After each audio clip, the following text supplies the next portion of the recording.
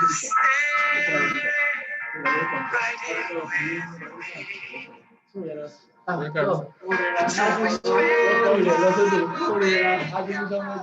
Stronger, but it hurts so bad I can't take it any longer. I wanna go with you. I wanna die lying in your arms. I wanna go with you. I wanna be alive. I wanna be there with you.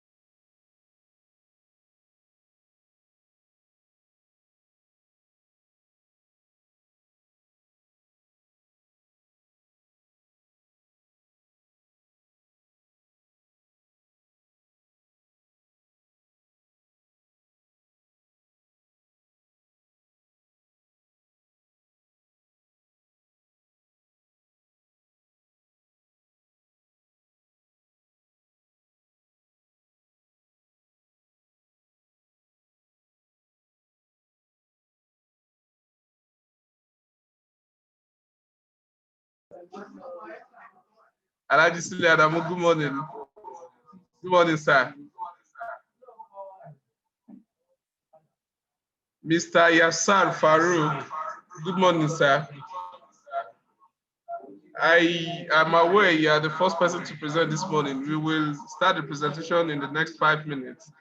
I want to prepare your mind so that you will be ready for us.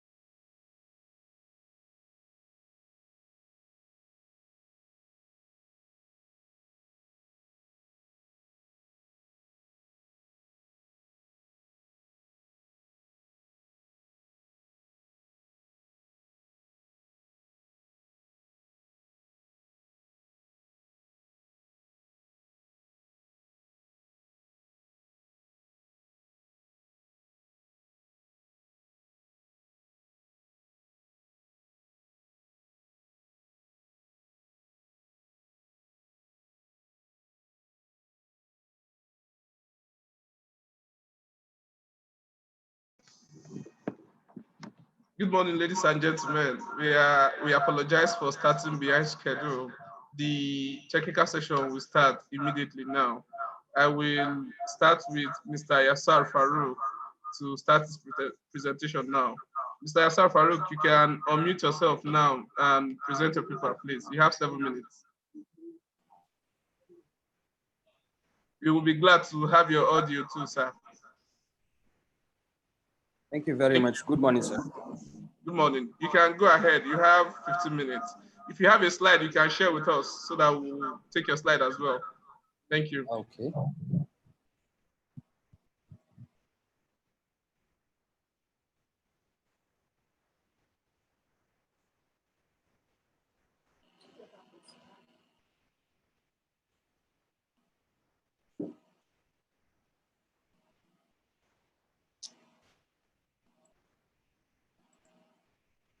Sorry for the delay. I'm trying to get the slide so that I can start immediately. No problem.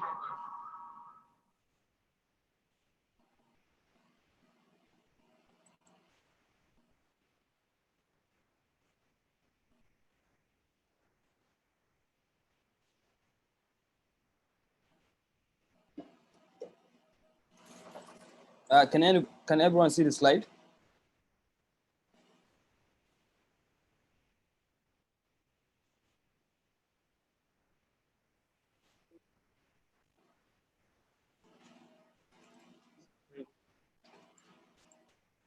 Hello, we cannot see your slide. We can't see your slide now. You can just go ahead with your presentation. All right. The title of the paper is The Role of Technical and Vocational Education and Training in National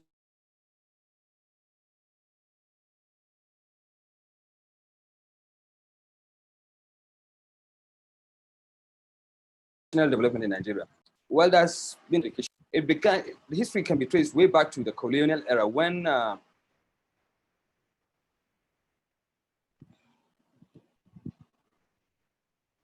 hello?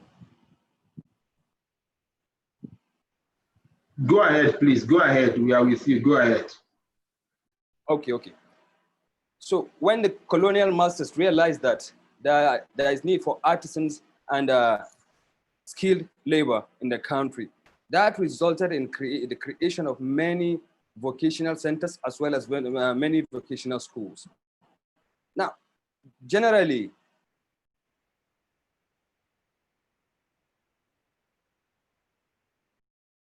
Mr. Yassar, don't worry with the slide. You can go ahead and make your presentation, please. You can go ahead and make your presentation so that we'll save our time. Thank you.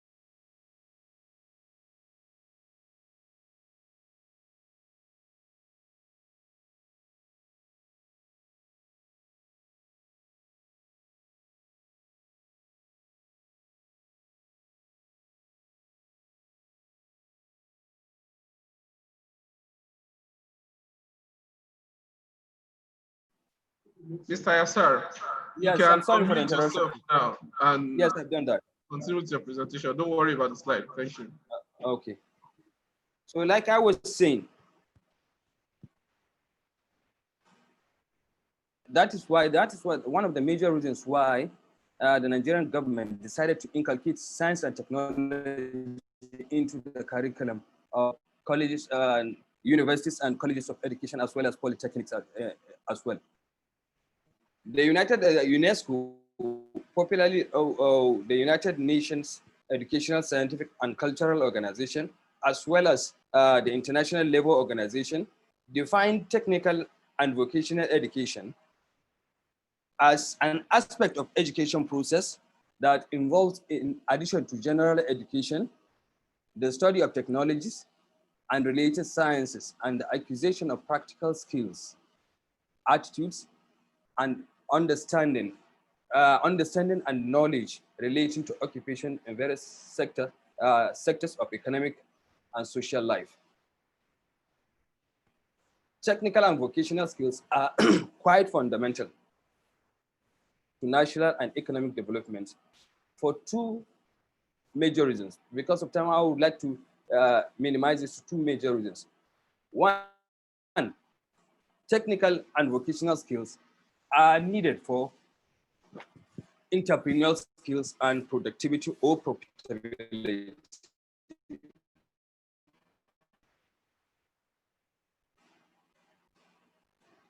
For why we say that technical and vocational skills are needed for entrepreneurial skills is that for an entrepreneur, for one to become an entrepreneur, he has to exhibit or he has to possess a certain degree of creativity or innovation. You have to create something, or you have to come up with an idea. If you do have the idea, you have to make the idea, you have to transform it into reality. So that's why the skills, that is why you need skills. That's why we say vocational, technical and vocational education skills are needed for entrepreneurial skills. Secondly, technical and vocational education in economic terms helps in self-awareness and promotes economic independence, individual economic independence.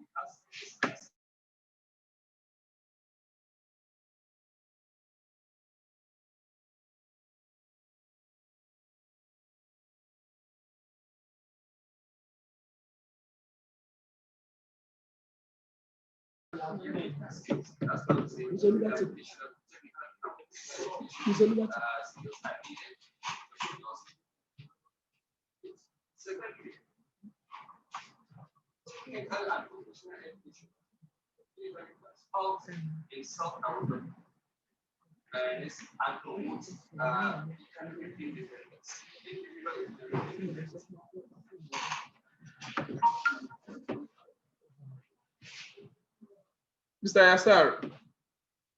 Yassar, you have less than 2 minutes. You can summarize your presentation, please. Unmute yourself. Mr. Yassar.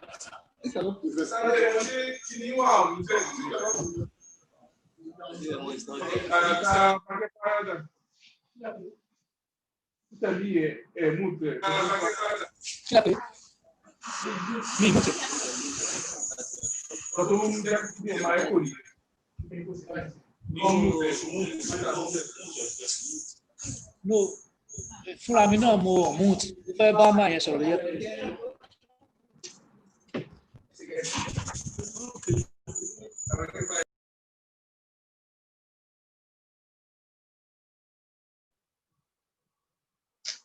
Shouldn't unmute. Let one person talk.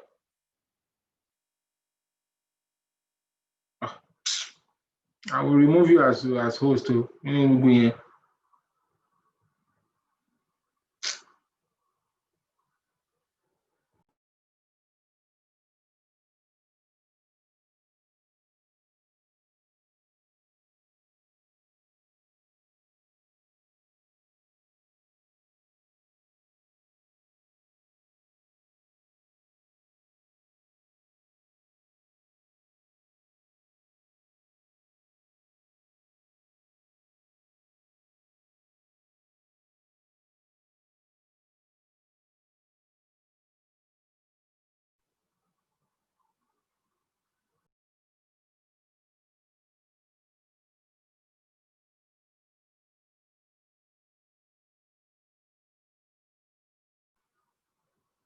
Mr. Yassar, I think this is the time for the moderator to please come in. I think there's a glitch on the other side of the divide there. So I think, Madam, can you please come in and let's have your comment on the paper.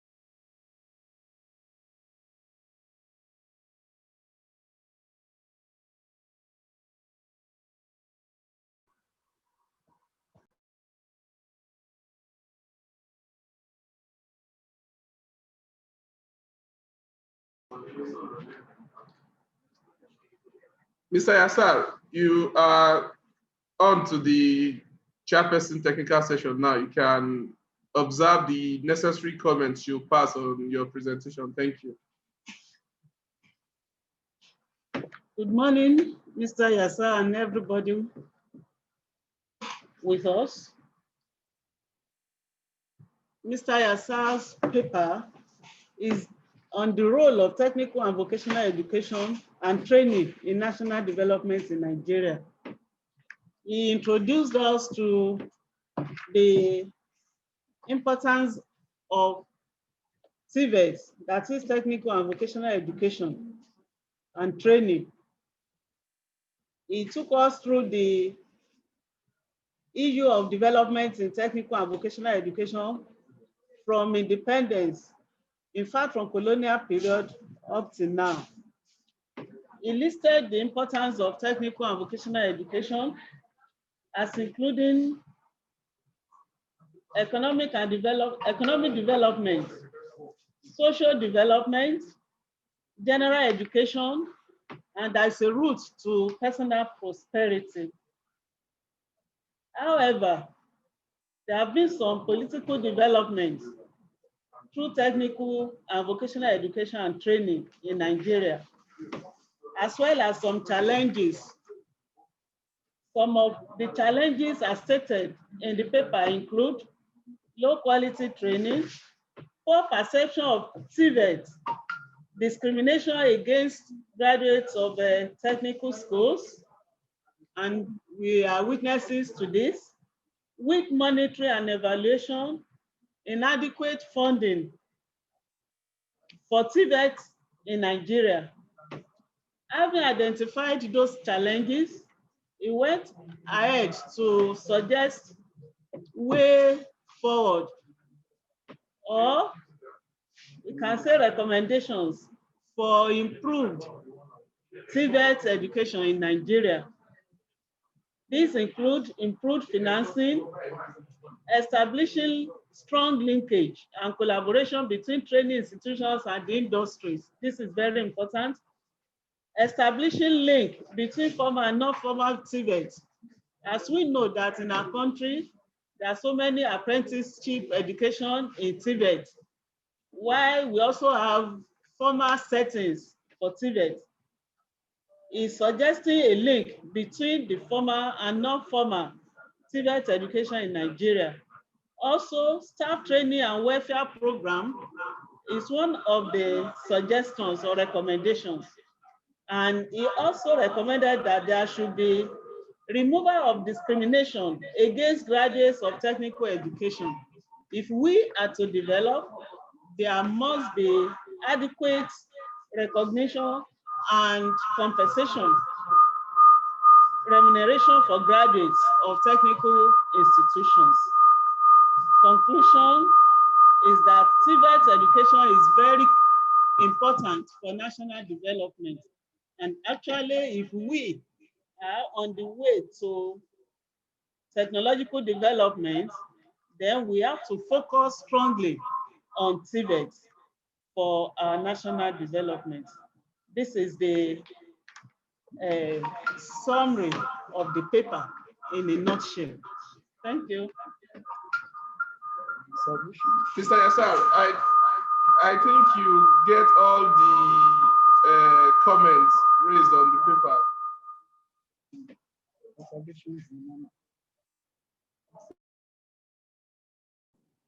From this paper,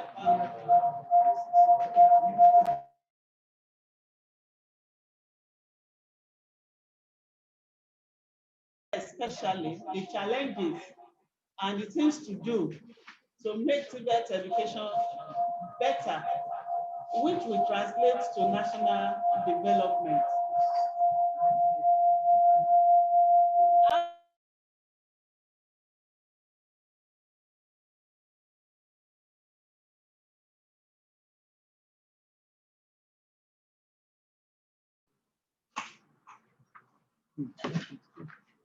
In terms of references, it should be made richer and compliant to the current upper form. Also, the paper will be richer if there are specific areas that can make it empirical. Maybe looking at specific challenges in quantitative form, maybe seeing specific problems, analyzing them, and using them as a yardstick to enhance the quality of the paper. Otherwise, the paper is a very good work. Thank you.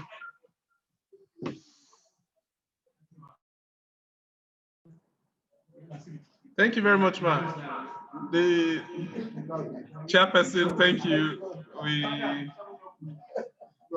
We thank you very much for that experience, a highly experienced chair of a technical section. You're welcome, ma'am. Mr. Yassar. Mr. Nadu, you should pass it to me. Wait, he's not here. He's not around. Yes. He's not around.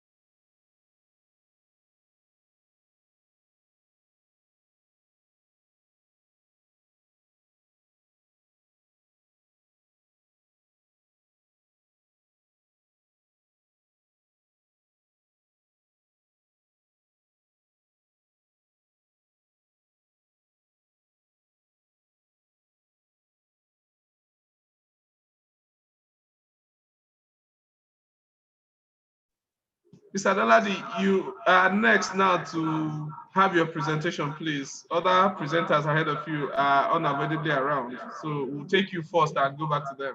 So we'll give you the next 1 minute to prepare while I come back to you, please. Thank you.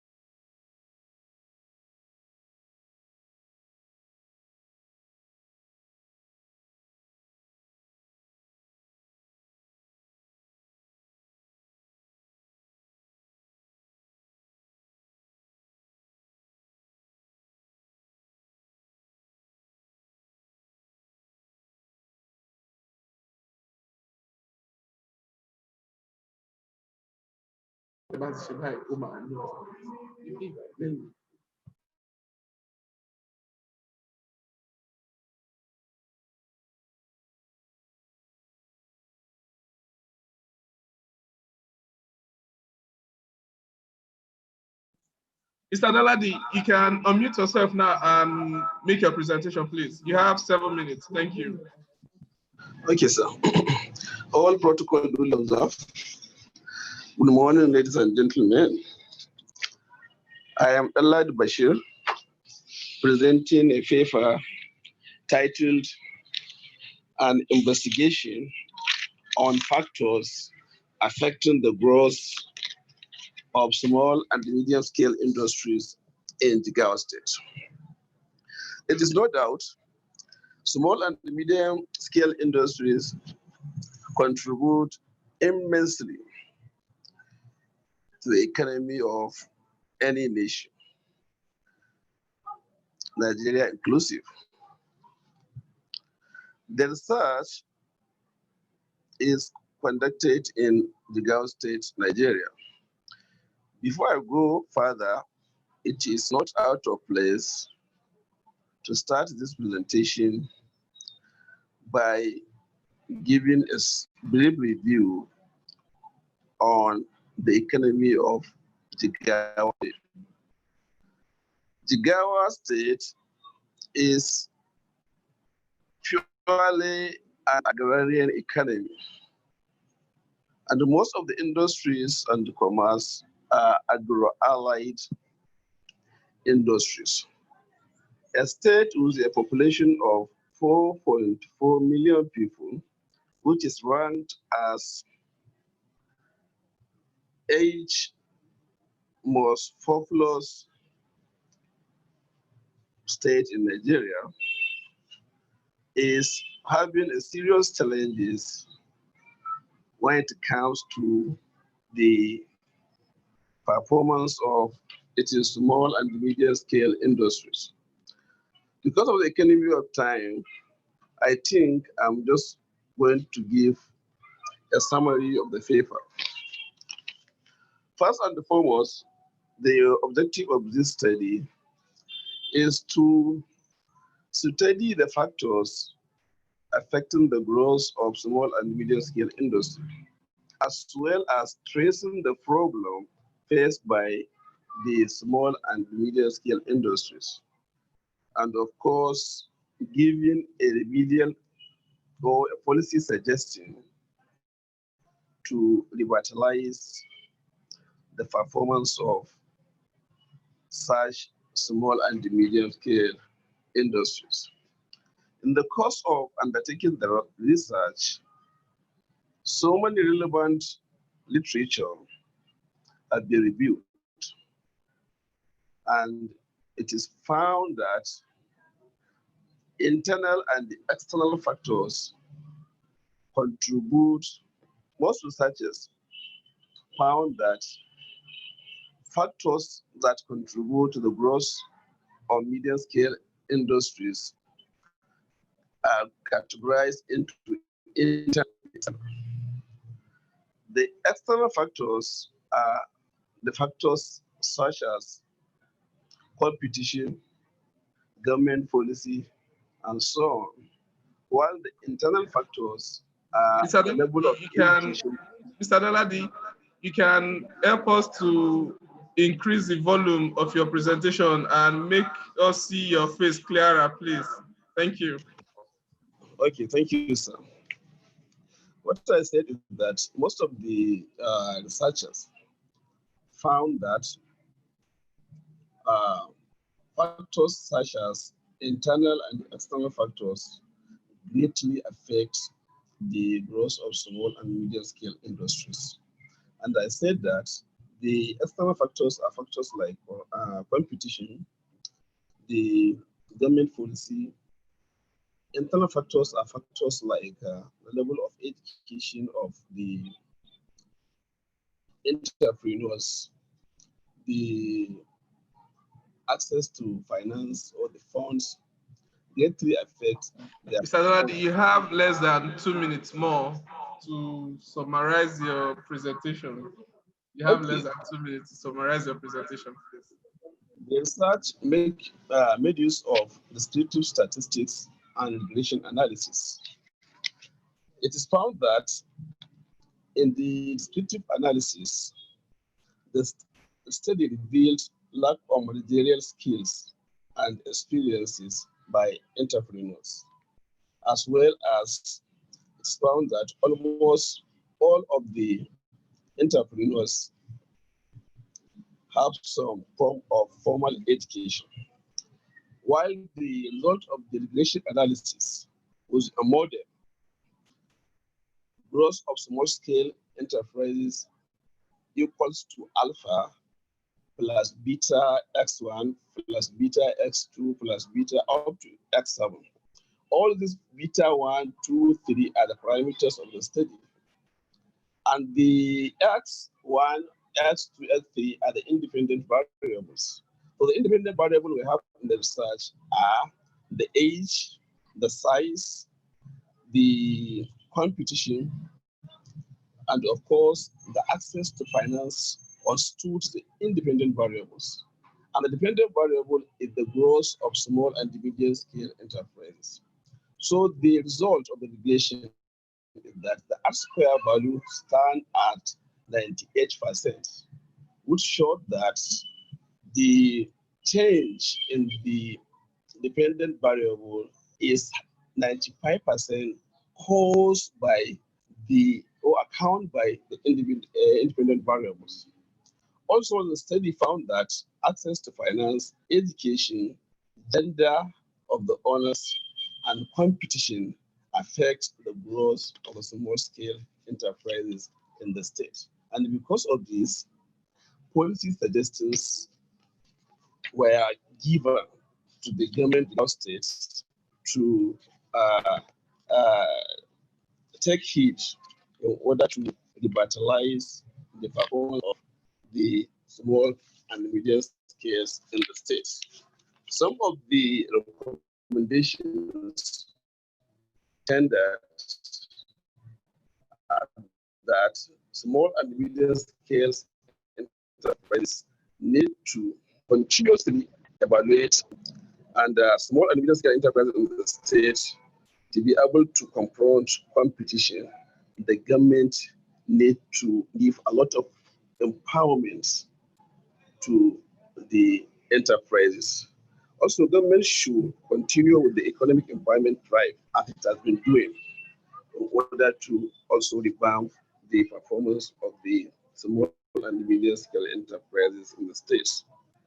So these are the few recommendations given to the state government in order to revitalize or to accelerate the growth of medium and scale enterprises in the state.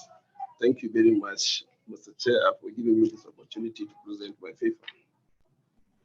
Thank you very much, sir. I will hand you over to the chairperson of technical session to make observations and comments on your presentation. Thank you. Thank you.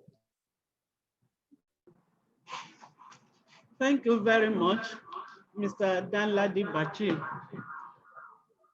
This paper is an investigation into the factors affecting the growth of small and medium scale enterprises in Jigawa State of Nigeria. The paper is an empirical one. It's quantitative in that it has taken a study of small and medium scale enterprises in Jigawa State, going through the research procedure. We have the objectives of the study listed, which are to look at the factors affecting the growth of SMA, small and medium scale enterprises in Jigawa State, to look at demographic factors of the respondents, to see whether educational qualifications of the entrepreneurs and the age of the firms play a significant role or not, to also to trace out the problems faced by the SMEs in the state, as well as to suggest measures for improving the growth of SMEs. It is good that this paper actually followed the objectives and it has identified all this. Looking through the paper, we can see that the literature review is rich, and the methodology is also adequate. Going through the procedure of taking the population as all the registered SMEs in Jigawa State, and the samples were taken looking through each of the 3 senatorial districts using purposive non-random sampling. The data collection was through a structured questionnaire, and the analysis was purely scientific, and statistical methods used were clearly stated, and results clearly stated. From the results, we can see that the study revealed that educational level played a significant role in the success or otherwise of the SMEs in Jigawa State. And from the result, we could see that most of the SMEs were non-formal. That is, small level personal businesses and medium businesses. From the results of the study also, it has been established that level of education, managerial competence, skills of the entrepreneurs, and access to finance are the major factors which affect SMEs in Jigawa State. Having identified these challenges, he went ahead to give recommendations, which in the main include the fact that to confront competition, there is need for collaboration between SMEs so that they can enter into joint ventures and combine strengths rather than challenging each other. If they combine strengths in all areas, the productivity will increase and development will come. Also, the environment is suggested that the environment should be consistently evaluated so that they know the types of things that they can do. He also added that the issue of competition from local and foreign competitors needs to be looked into by the government especially. Also, future researches are needed to look at the external factors that affect SMEs in Jigawa State. And he concluded that government should continue to empower people economically to drive SMEs more and more. This will encourage more people to go into SMEs, and it will help to combat poverty as well as create employment. This is the main thrust of Mr. Danladi's paper. Technically speaking, the paper is very okay in terms of arrangement, presentation, analysis, results, conclusion, and recommendations. So as it is a good paper. However, the author will need to look through especially the references and comply strictly with the current APA format. The references are good in terms of number, it's very rich. So we want to commend Mr. Danladi and tell him that there is also need to look through for minor grammatical errors he needs to edit the paper once more. Thank you, Mr. Danladi. Best of luck. Thank you very much, Mr. Danladi. I hope all those observations raised are well taken. Meanwhile, we'll take Mr. Oyedeji Kazim now, after which we'll take Mrs. Gloria Elonye. Mrs. Gloria Elonye should please be ready after Mr. Oyedeji to make presentations. I can see Mrs. Gloria Elonye and I can see Mr. Kazim Oyedeji as well. Mr. Kazim Oyedeji, you can unmute yourself and share your video so that we'll see you and take your presentation. Thank you. You have 7 minutes. Thank you.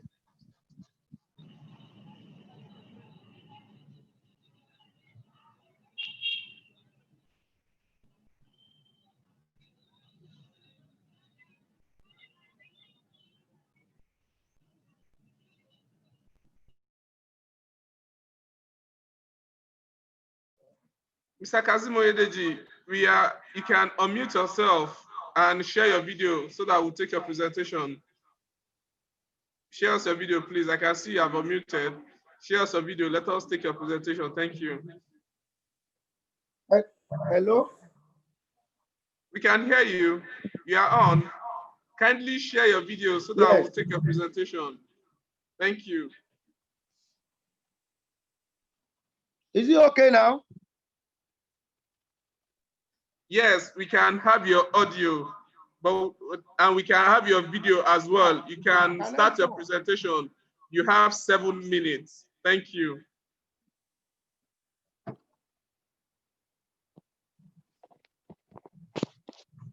Yeah, good morning, ladies and gentlemen.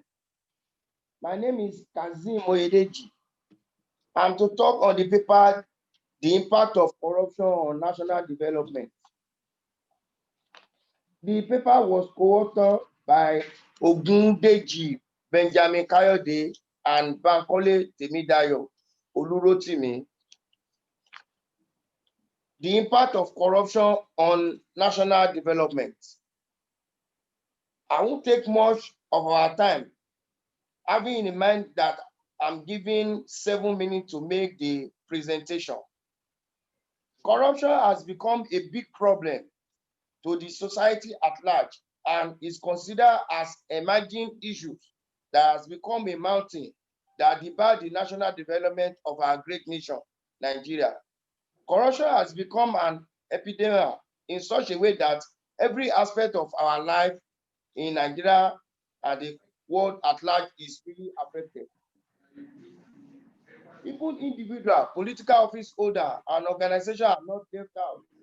Even the civil servants steal and divert the resources of the nation to their pocket and immerse the suffering in poverty. Social amenities, infrastructural decay, and collapse in the economy. However, this paper assesses the impact of corruption on the national development in Nigeria. The introductive aspect of the paper conceptualized framework and is anchored on the extractive corruption and clientelism theory of corruption. First of all, what are the causes of corruption? Causes of corruption and impact on the national development. Corruption has many faces in the society. Let me first of all define what corruption is. Corruption is the use of public office for private gains. This includes bribery and extortion, which necessarily involve at least two parties, and the other type of manifestation that as public official can carry out alone, including fraud and embezzlement. Government contractors. Bribes can influence the choice of private parties to supply public goods and services and the extant terms of those supply contracts. Secondly, government benefits. Bribe can influence the allocation of monetary benefits, tax evasion, subsidized pension or unemployment insurance, or in kind benefits some social people in terms of enterprise. Corruption affects public revenue. Bribes can be used to reduce the amount of taxes or other fees collected by government from private parties. Corruption affects time savings and regulatory avoidance. Bribe can spread of the government grant of permission to carry out legal activities. Conceptualize issues on corruption. Corruption is asking and is giving or taking a free gift or favor in exchange for the performance of legitimate tasks. The perversion of obstruction of the performance of such a task or a performance of illegal and illegitimate tasks, holding or collusion, price fixing, election rigging, and abuse or misuse of office. What causes this corruption? Corruption is caused by poverty, cultural foundation, inability of government to sanction the corrupt officers, weak institution of the government, and lack of exemplary leadership. What is the impact of corruption on the national development of the country? First, bad governance. Second, poor service delivery. Corruption can make inadequate infrastructural amenities and brain drain. The paper has established that bad governance, poor service delivery, inadequate infrastructure amenities, lack of proper management of public enterprise, brain drain, absence of rule of law, constitutional and general underdevelopment, among other things, were the impact of corruption on national development.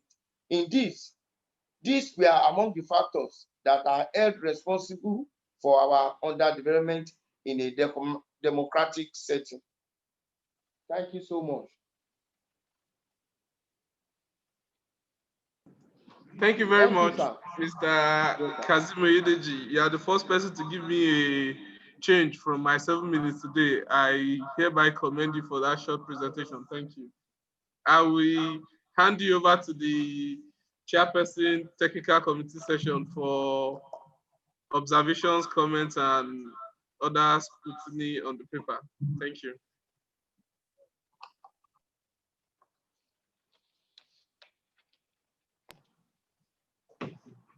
Mr. Kazim Oyedeji.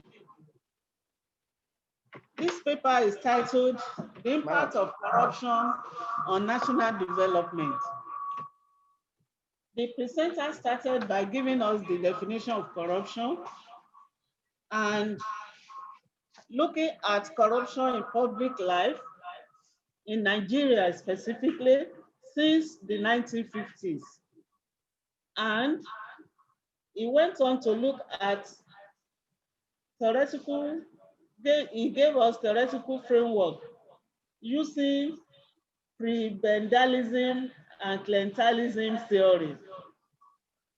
He explained this and he went on to discuss the concept of development planning, saying that in Nigeria, we have series of planning experiences.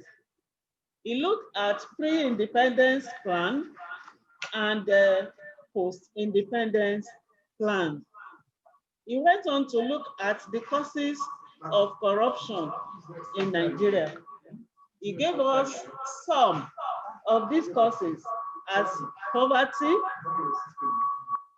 cultural foundations, inability of government to sanction corruption, weak institutions of government, lack of exemplary leadership, and he goes on to look at the effects of corruption on this country. Some of these effects are that we have seen a situation where projects are abandoned.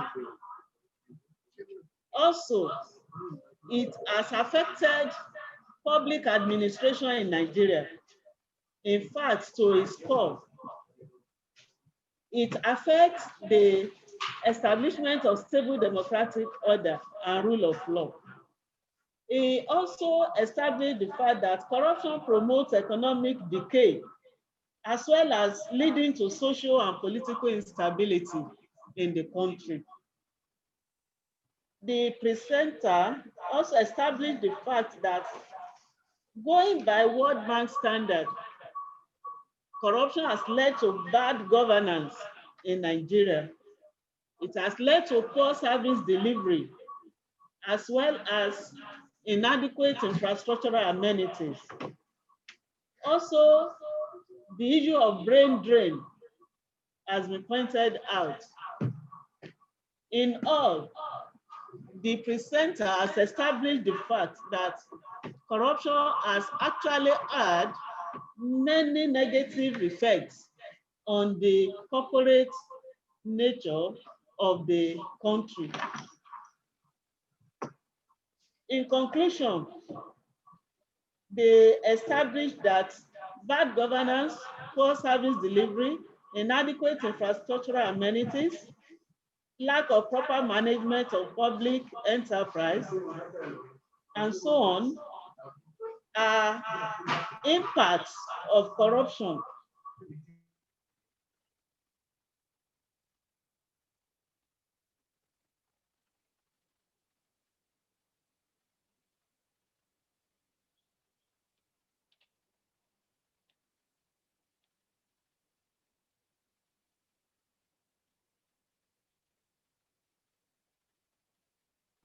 The spirit of consciousness in the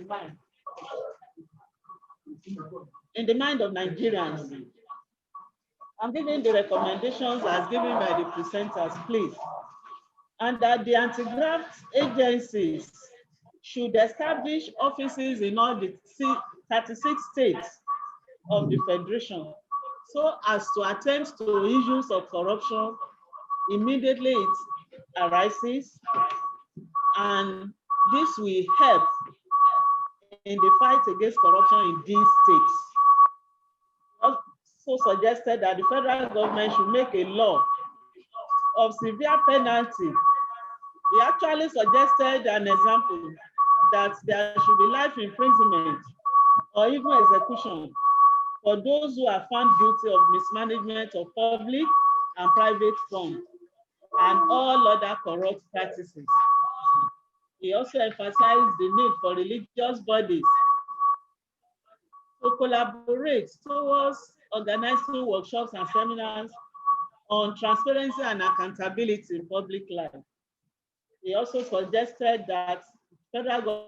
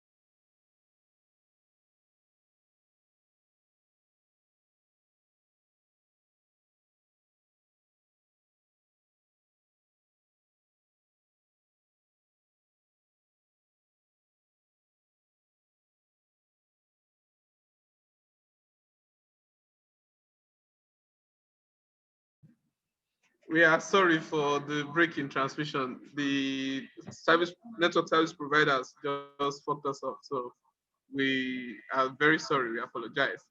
I will pass Mr. Kazim Oyedeji over to the chairperson technical session once again to complete that observation she's making. The chairperson.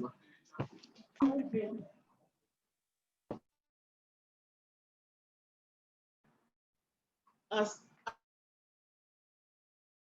conclusion and recommendation, now to the comments on the quality of the paper. The paper is a very good attempt. However, observations. One, it is too voluminous.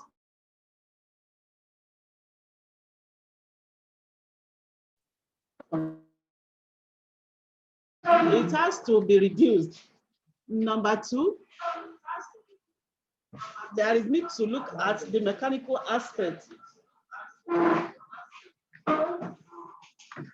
There are 2-3 pages without paragraphing. No paragraphing at all for 2 full pages running into the 3rd page. In fact, 3 full pages without a single paragraph. All just run on like that. Also, the paper appears to be verbose.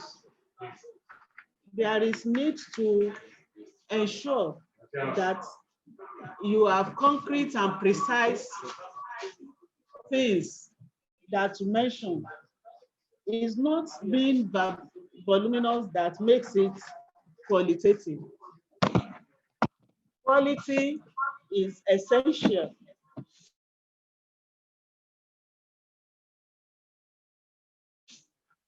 Finally, I want to say that there is need to look through and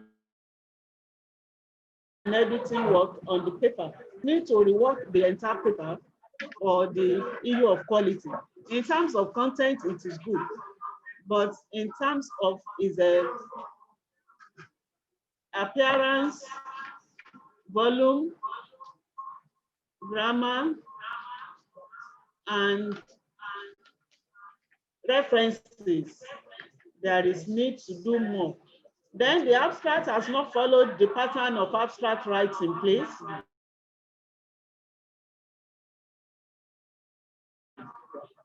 An abstract is supposed to be usually not more than 250 words with keywords and everything.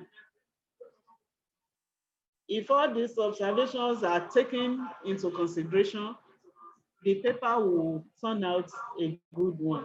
Thank you. Thank you, the chairperson. I believe Mr. Kazim Oyedeji has noted all the observations raised. Please, you rework the paper to make it more robust. Thank you.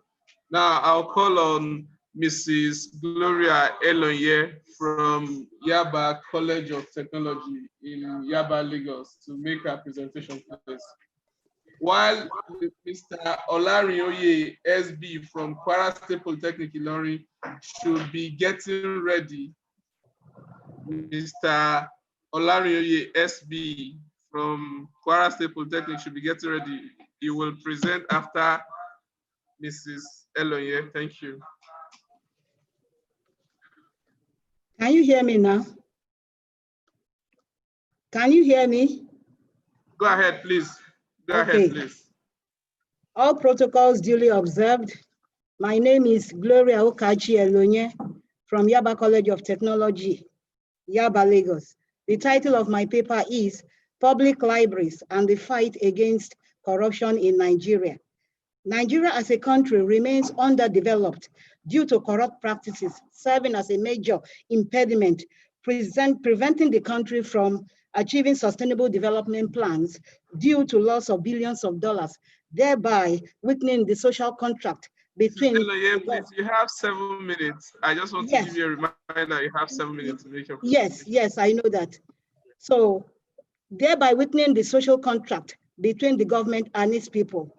Corruption in the public and private establishment takes the form of bribery, extortion, embezzlement, fraud, abuse of power, misappropriation, misapplication, cartels, concealing of financial information against freedom of information, among others. So fighting corruption or reducing the way corruption is thriving in the country is a function of many elements, including government agencies, civil societies, organizations, citizens, or men of goodwill. As an agency of government, the possible roles of public libraries as information institutions in the fight against corruption were explored under the headings Public Libraries in Nigeria, Menace of Corruption, as well as roles of public libraries in curbing corruption in Nigeria. As discussed in the paper, public libraries should use the Instrument of Freedom of Information Act to engage in unhindered acquisition and dissemination of information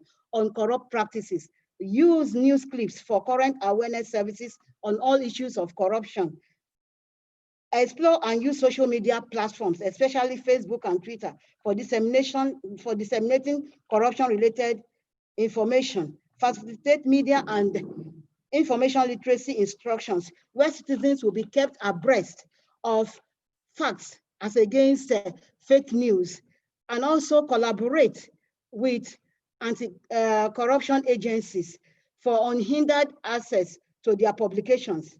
Adequate funding and application of information and communication technologies for effective services of public libraries were recommended. This paper also looked at the menace of public libraries. What are public libraries? Public libraries are libraries that are established by the federal government, state government, and local governments. And they are meant to service the individuals in the society. Menace of corruption. Corruption has been defined by various people from different perspectives. Generally, corruption means enriching one's pocket at the detriment of the people. Now we now go to the roles of public libraries in curbing corruption. There are many roles that I have highlighted here. Public libraries should take advantage of the Freedom of Information Act to have acquisition of information to the people. They can also establish a Freedom of Information or anti-corruption unit for unhindered discourse and disclosure of all publications with regards to corruption. There should be continuous display of newspaper clips that will inform people on the dangers of corruption. Public libraries should also create functional social media platforms for posting and communicating corruption-related issues. They should also engage on instructional programs like media and information literacy sessions, where members of the public will be given factual information on corruption. Public libraries should collaborate with anti-corruption agencies for continuous access to their publications and pass releases for disseminating information to the public. Conclusion and recommendation: it is disheartening to know that the nature of corruption in the country is so massive, and we are even experiencing it till date with regards to the stories that we hear on radio and we read on newspapers. So the public libraries are expected to use the instrument of the Freedom of Information Act to engage in unhindered acquisition and dissemination of information on corrupt practices, use news clips for current awareness services on all issues of corruption, explore and use social media platforms for dissemination of information on corruption-related issues, facilitate media and literacy instructional sessions that will keep the citizens abreast of reliable and certified information associated with the fight against corruption. The government should rise to the challenge of developing purpose-built facilities for public libraries, adequate funding, and application of information and communication technologies for effective library services were recommended. Thank you. Thank you very much, Ma. You also you have given me a change from my 7 minutes now. I don't know who is the first between you and Mr. Kazim Oyedeji. Whatsoever, don't fight over it. I will commend both of you for saving our time. Thank you. On this note, I will hand you over to the chairperson to make her observations and comments on the presentation and the paper generally. Thank you. The chairperson. Thank you. This paper is titled Public Libraries and the Fight Against Corruption in Nigeria by Mrs. Elonye Gloria. The paper started with the introduction telling us what corruption is and what public libraries are. Explaining that public libraries are libraries established by governments to be federal, state, or local governments. She went ahead to establish the fact that there is corruption in Nigeria, that in fact it is a menace, telling us that as a result of this, the government has established certain agencies to fight corruption, ICPC and the EFCC. She went on to tell us that the public libraries have roles to play in curbing corruption in Nigeria. How can they do this? She went on to let us know that public libraries can help by supplying or disseminating information and information materials on corruption and its effects on the society.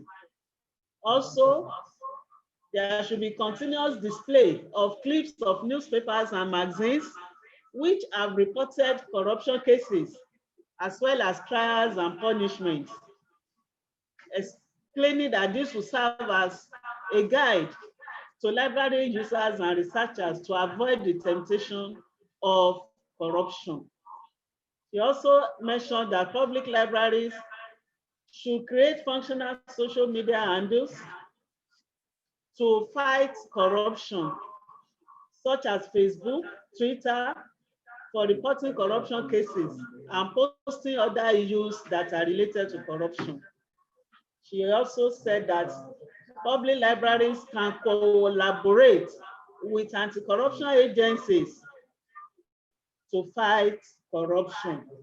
She listed some of these as the Code of Conduct Bureau, ICPC, EFCC, Bureau for Public Procurement, and other civil society organizations that have interest in anti-corruption. All this will enable public libraries to continue to fight corruption side by side with governments in Nigeria. These are the major thrusts of the paper by the presenter, Mrs. Gloria Elonye. Having discussed the content of the paper, I would like to make some observations, which I want Mrs. Elonye to kindly take cognizance of and work on. One, the abstract is too long. She has to work on the abstract. It should just tell us what the paper is about, the method, but you identify the problem, method you want to use in addressing the problem, the a specific treatment of the problem, the results, the conclusion, and the recommendation. Abstracts do not need to include so many things. You don't have to start writing the paper in the abstract. The abstract is a concise or precise summary of the content of the paper. Going into the body of the paper, there is the need for the presenter to look at the organization of the content of the paper. For example, she has combined both conclusion and recommendation. This should be separated. Conclusion separate, recommendation separate. Being a librarian, she has done a very good job on the references. I want to commend our references that is good and compliance with the upper format. These are Thank you, the chairperson. I believe Mrs. Eloye took note of all those observations. And now the first person to have double commendation. You were commended on the time management and now on your referencing, being a library expert. That is a plus. This is the first person to have double commendation since we started yesterday. Well done, ma. Then the next person that I'll present now is Mr. Olarinoye. I think he's here. Mr. Olarinoye. Mr.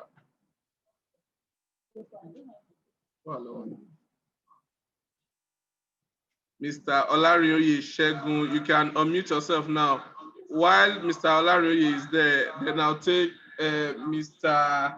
Olufemi Oshinobi to present next. After him, you should be prepared. After Mr. Olarinoye's presentation, Mr. Olufemi Oshinobi will make his presentation. After that, Mr. Olayemi Adedayo Ezekiel too will make his own presentation. Thank you. Mr. Olarinoye, you can unmute yourself so that we can have you. Thank you. Thank you. Can you hear me? Mr. Olarinoye, you're on, please. Hello, can you hear me? Good morning. We cannot get the audio clearly. You can move closer to your device or increase the volume of your mic. Thank Hello, can you hear me now? Hello. Good morning. We can hear you Good faintly. Morning. Can you hear me? You can do better in terms of the audio volume so that we can get you clearly. Good morning, sir. Can you hear me? Better now. Good morning. You can go ahead. You have 7 minutes, please. You can go ahead now. Thank you. Thank you. I'm SB Olarinoye presenting the paper with Dangara and Amao. The topic is on corruptions in education stages in Nigeria using quality control tools. Generally, we have had different definitions for corruptions in Nigeria. Several scholars define it. We have different definitions for it, but the single one I can bring up here is a very short one, which is dishonesty and depravity. We have corruption has different phases, and it's characterized by many trends and manifestations. From all people presented this morning, we have had several definitions of it, so I will not go more on that. But basically my paper. Olarinoye, your video is not clear. You can move a little bit backward from your computer. Yes, we can have your full video now. Is that okay now? And you can face the side to which you are backing so that we'll have a clearer view of your face. Thank you. Okay. Is it clear now, sir? Hello? Is it clear now, sir? You can go ahead now. You can go ahead hear me? and make your presentation. Yes. Thank you so much. You can go ahead and make your presentation. Yes. I've been trying to give some little explanation of what corruption is. But like I've said, in a single term, it means dishonesty. We have asked several definitions for corruption this morning. But basically, the paper is to look at corruption education stages. Yeah, corruption generally is an elastic word, and we want to look at its education stages, looking from the primary stage to the tertiary institutions. I make use of a control chart called Shiwa chart in statistics procedure. This chart is basically to measure the quality of our educations in Nigeria. As we all know that corruption is an epidemic in the country, and this has eaten the education foundations of our country very deep. So my papers will focus on the behaviors of this corruption on these three stages, which I've said: the primary school, the secondary, and the tertiary institution, using power.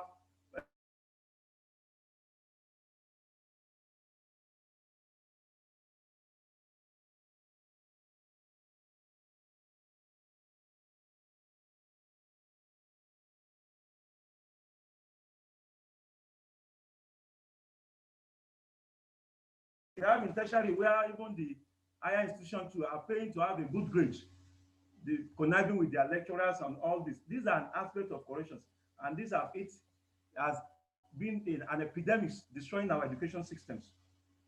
The methodology used here is a statistical tool, which I've said is a quality control tool. The test hypothesis generally we use in quality control tools are to test if the process is in control or in control.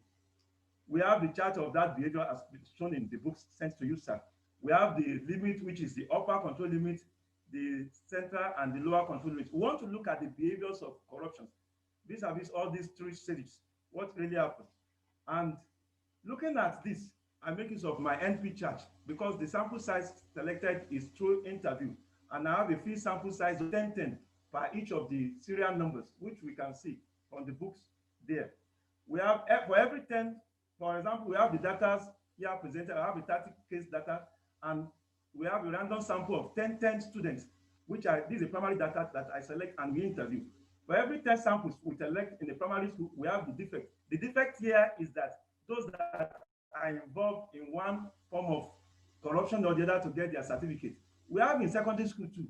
The samples are there, and we have in tertiary institutions. And like I've said, the hypothesis is to test if our education process is in control or out of control with respect to the corruption act behaviors we have. We have a chart here, which is an MP chart. It is shown on the paper sent to you, and the chart that's a control chart showing the behavior of each of these stages: the primary school, the secondary, and the tertiary institution.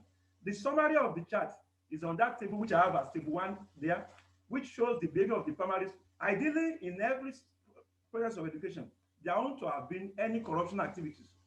The corruption level should be 0. So if you place a specification that our corruption should be 0, but having for example, in our primary stages, we have the lower control limit, central control limit, upper control limit. We have the central, which is the average there, to be 3.1. That means the corruption exists there. Looking at the secondary, it increased to 4.7. Looking at the tertiary, it increased to 5.1. By interpretation of this, the corruption increased gradually as the stages increase, which means we have a serious problem on the corruption in our education system. And like I've said, we have different people. Mr. Olari, you have less than 2 minutes to summarize your presentation. So the results have shown that, and these have really caused a lot of problems in our education system. Like I've said, our specification is to have no correction, which is control limit to be 0. But what we're having in our statistics here have shown that for every 10 students you pick, and the least you can have is 3 of them that will involve in one form of corruption or the other to get their certificate. The summary of the result and conclusion of it, which I've shown from my table, that the corruptions increase from each of the stages from primary, secondary school, and tertiary institutions. Thank you so much for listening. God bless you. Thank you. Thank you very much, Mr. Olari, all the way from Ilorin. I will, on this note, hand you over to the chairperson for her observation and necessary comments. Thank you. Chairperson. Thank you very much.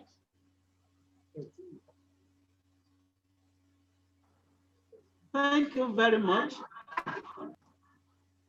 This paper is titled Corruption in education stages in Nigeria using quality control tool.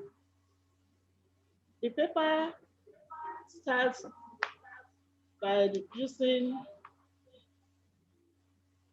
the control charts, also known as Stewart charts or process behavior charts in statistical process. Using this chart, he has presented to us tables and results analysis of corrupt practices in education stages and coming out with the conclusion that based on the analysis obtained from the control chart and looking at the control chart for corruption in primary, secondary, and tertiary, that the result shows that as the education stage changes, the corruption level increases and go out of control. In other words, corruption in tertiary education is highest and it affects the country as a whole. That is the thrust of the paper. Now, if I may go to the observations, the abstract. Please, Mr. Criticism as constructive, and it is an effort to make the paper much better and adequate for eventual publication. The abstract is not concise enough. Reading only the abstract, we cannot adequately pinpoint the focus of the paper. Number two, the introduction is not good enough. We expect that you should introduce us to what you actually want to do in the body of the paper. You should tell us what the concept of corruption is, which you have attempted in the first paragraph. However, you should focus on the education industry. You must talk about what you want to do. Give us the stages you want to look at, like the primary, secondary, and tertiary. Yeah. What does each stage of education entail? Then, going to the corruption in these stages, you need to let us know examples of corrupt practices in these stages. You just started with giving us the charts, sample number, sample characteristics. We don't know what the sample is all about. We don't know the content of what you're actually measuring. What makes up the corrupt practices in primary school? Are there specific examples of corrupt practices in secondary stage? The tertiary stage, what are the corrupt practices there? I'm not saying you should give everything, but at least you must have an insight into the type of corrupt practices that you are using and on which your table is based. Where did you collect your data? How did you go about the data? What is the population? What is the sample? What is the sampling technique and the analysis? I hope you are following, sir. Then the later part of the paper, result and conclusion, they should be separated. What is the result of your research? From there, what can you conclude? What can you bring out of it? Okay, from this result, this is the conclusion. You don't have to merge them. From the conclusion, there should be a way forward. What should we do? Corruption in education stays in Nigeria. What, is there no way forward? Every paper has a target, and the target is to find solution to a problem. When you identify a problem, you analyze the problem, you tell us the impact of the problem, and finally, what can we do about the problem, at least as part of the solution to the problem. So I want to suggest, sir, that you go back and rework the paper. You have very good intention, very good method, very good analysis, but I think the procedure is what you should look at. And you need to be more specific, and the content should please tell somebody who is reading your paper a particular story. That is, if I pick the paper, I should be able to understand that this is what Mr. Lanioye is trying to teach or to say or to present.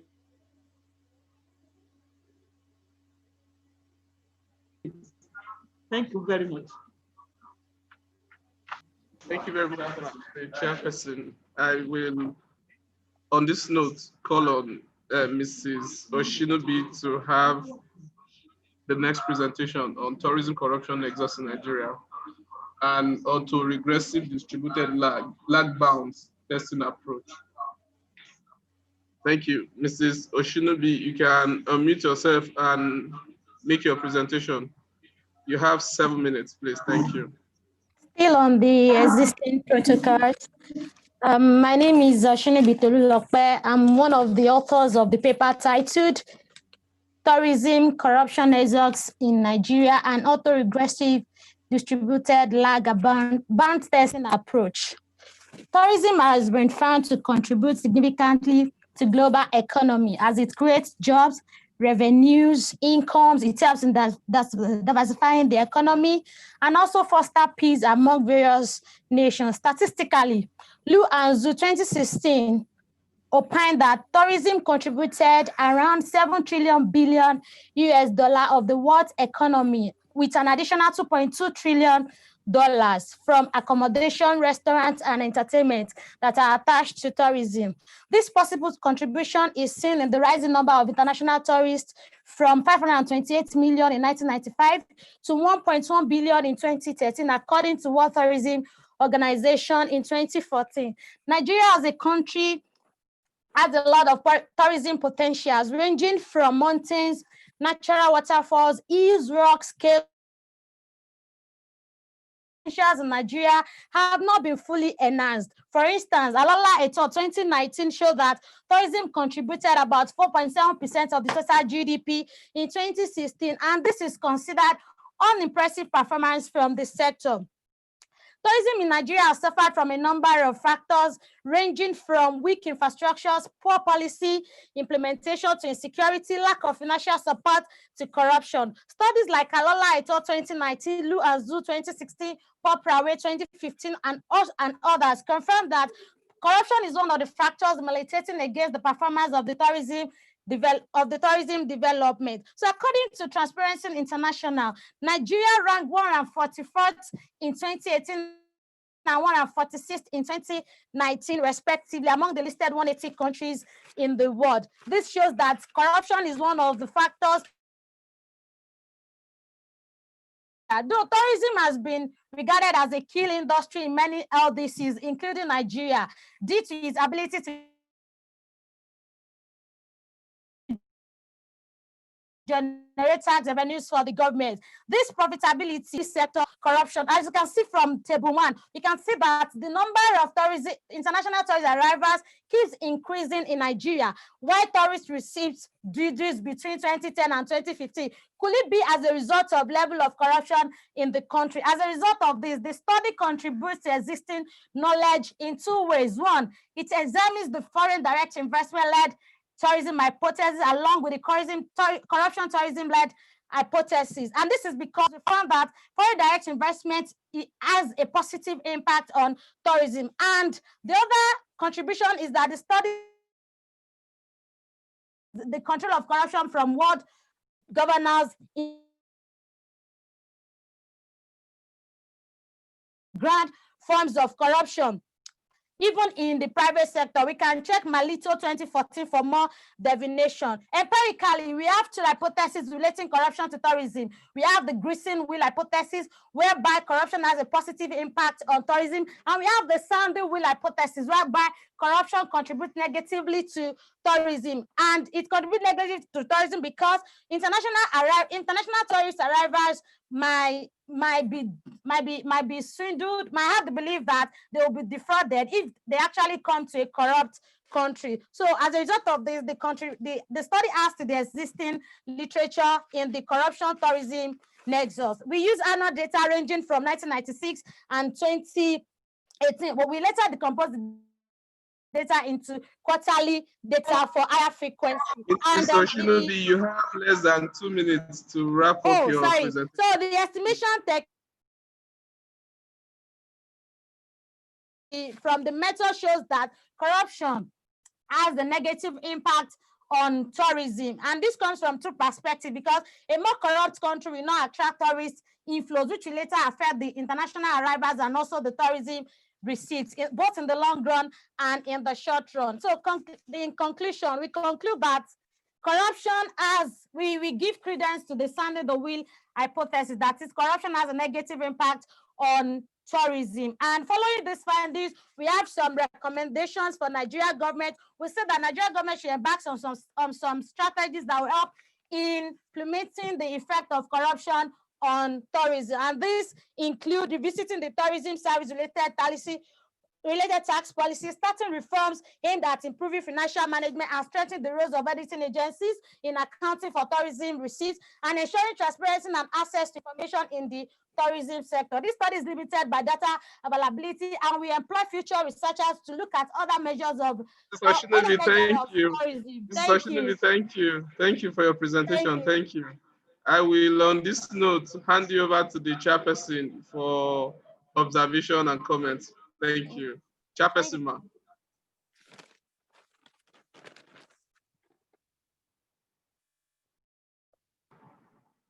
Thank you, Mrs. Oshinobi. This paper is titled Tourism Corruption Nexus in Nigeria and Autoregressive Distributed Lag Bands Testing Approach. The paper is an empirical one, statistically based, and it has all the stages, starting from the introduction to literature review,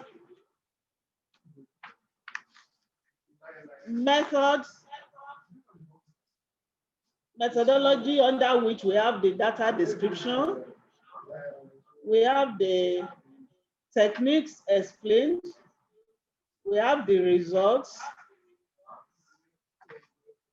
and the explanation or discussion. The focus is on the link between corruption and tourism, and it has both short-term and long-term effects. The paper has been able to establish that in Nigeria, tourism can be better if there is less corruption, and concludes that corruption has been identified to be a bane of economic development. And the paper has been able to establish the impact of corruption on tourism. However, the paper has not given us definite recommendations. What can we do to improve on the situation as it is? We note that the focus of this conference is to help the country reduce the issue of corruption, and in all areas, how can we make the country less corrupt? This is a very good paper in terms of content. In terms of method, also, it is a good paper. The references or bibliography is very rich and robust. The literature review, the analysis, the presentation of results, all are good. However, the authors can still do a little more to improve on the quality of the paper, which I want to suggest that they do. Thank you very much. Thank you, the chairperson. Mrs. Ashinobi, I believe you have a quite grip of all those observations raised. You can work on the paper to make it more robust and more academic. Thank you. Then I'll call on, I don't know whether Mr. Alayemi Adedayo Ezekiel is here. If you are here, please, you can signify by using the raise hand option on the Zoom. I cannot find you here. Possibly you are using a different name or someone else is taking that paper. I don't know. You can please signify by raising hands. If we don't have him, we will not waste time. I will call on Mr. Adesoye Adebola to present the paper on COVID-19 pandemic, impact and way out for the Nigeria educational system. COVID-19 pandemic, impact and way out for the Nigeria educational system. Mr. Adesoye Adebola, you can unmute yourself and make your presentation. Thank you. Mr. Adesoye Adebola, you can unmute yourself and make your presentation. Good morning, sir. Good morning. We are not having you on video. You can please make your video visible to us, please. You can start video from your end. While that one is on, I will implore Mr. Eshadua Stanley Obukoho to be ready from Federal College of Education, Yola, Department of Physics, to be getting ready to make presentation after Mr. Adesoye. Mr. Eshadua Stanley from Yola to be getting ready to make his presentation. Thank you. Mr. Adesoye, you can unmute yourself and start your presentation. You have 7 minutes. Good morning, sir. Standing on the existing protocol, the paper titled COVID-19 Pandemic, Impact and Way Forward for the Nigerian Educational System. The paper was co-authored with me, together with Oyelekan Charlotte. Introduction. A novel coronavirus disease denoted as COVID-19 was discovered in China. Was discovered in China and was first reported to WHO on December 31st, 2019. Since then, the pandemic has been ravaging the global world, including Nigeria. Of course, initially, the disease spared Nigeria just like every other African country. But that does not last, because by 28th of February 2020, Nigeria recorded its own first case. And within few months, the number of cases that we had increased to about 343, 19 recovery and 10 death cases within few months, specifically 2 months. Hence, pressing cause for concern in the country. The pandemic is negatively affecting every element of global economy, including the very important educational system. And it has been predicted that this pandemic might trim the global economic growth by 3 to 6% by the end of 2020, with partial recovery in 2021. That is, if we do not have second wave of the infection. Of course, we do not pray to have second wave of the infection, but some other countries, including China, have been recording the second wave of the infection.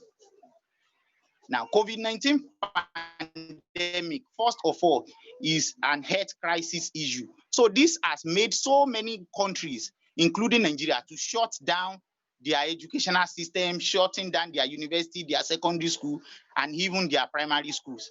And this, of course, was done also in Nigeria. And we hope and we believe that this will have we definitely have a negative impact on the educational system, and most especially also in Nigeria. So this report, this paper report the impact of the lockdown, of the COVID-19 lockdown on the education system across the globe, and most especially in Nigeria, with what can be done to mitigate the negative impact.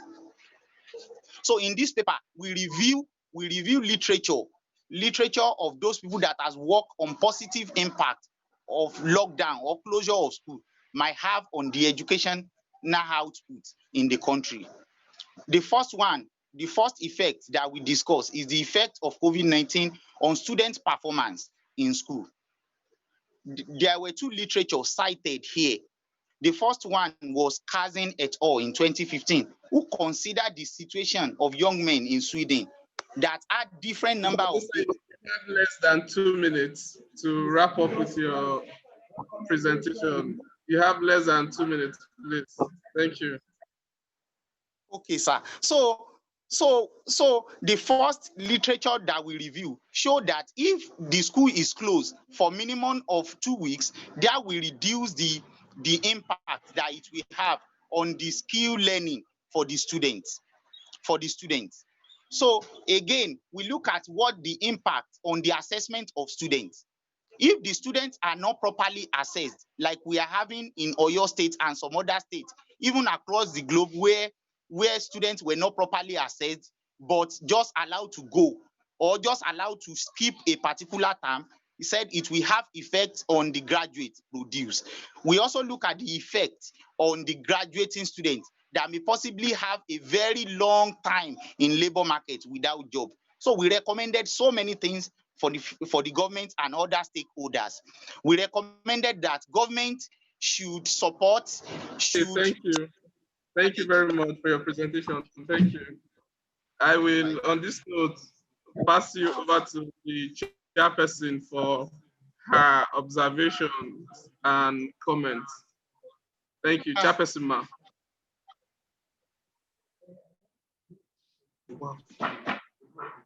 Thank you, Mr. Adesoye. Good morning. The paper is titled COVID-19 Pandemic, Impact and Way Out for the Nigeria Educational System. The presenter has done much in telling us what COVID-19 is, its history, and where we are presently. He has established the fact that it is a world phenomenon and that it affects every facet of the economy across the world, Nigeria inclusive. The particular focus of this paper is on the effect of the pandemic on the educational system of Nigeria. The COVID-19 has led to the closure of all institutions, thereby disrupting academic activities of these institutions, right from primary to tertiary institutions.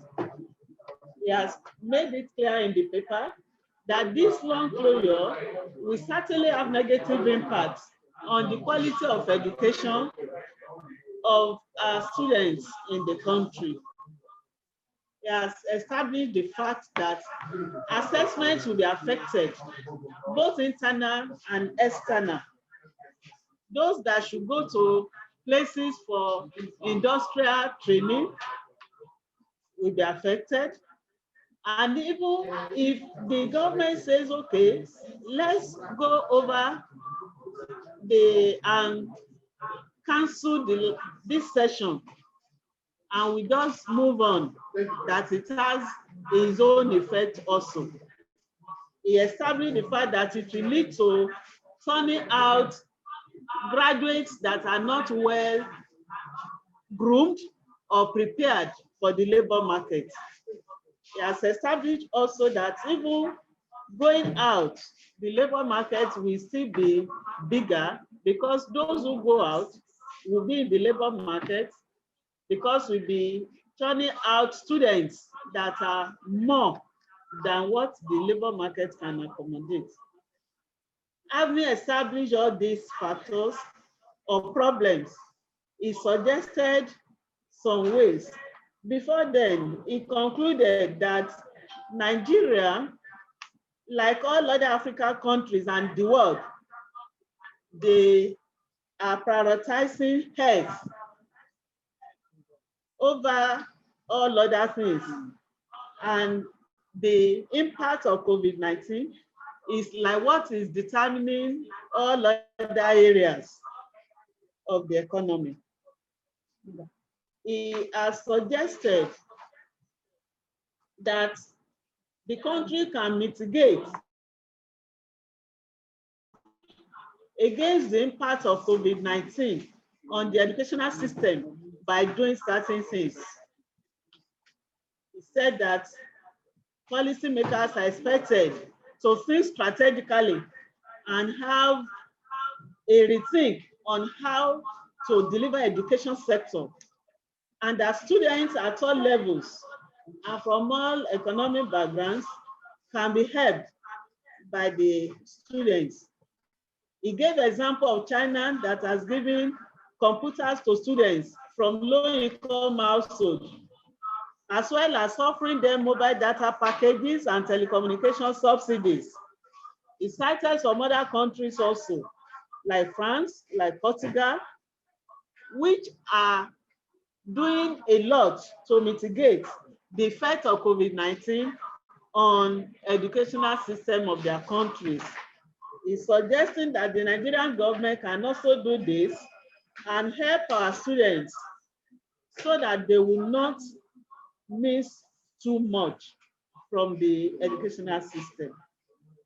He also suggested that new graduates should be supported on their entry to labor market so that they will not stay too long in the unemployment market and for too long a period. Thank you, Mr. Adesoye. And the paper has actually addressed a poignant issue of education in Nigeria at this critical period. Thank you so far for the content of the paper. Now for general observations, the paper appears to be qualitative. That is, it doesn't have any specific study. I'm not talking of having tables or data or statistical analysis much, but we can give specific examples and issues in the country to buttress the points made in this paper to make it more authentic. I hope that is understood. In terms of arrangement, the paper is well arranged and the content is procedural, right from abstract to the end. The references are good and it follows the upper format, but more can still be done in terms of being more critical of the references yourself. In other words, you can do a general auditing of the paper, or editing, please. General editing of the paper. Thank you very much.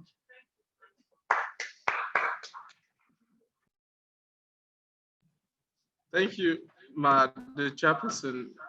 I am highly impressed by your performance, though nobody would have doubted it to be like this, because it is the chairperson for record purposes for the participant is Dr. Mrs.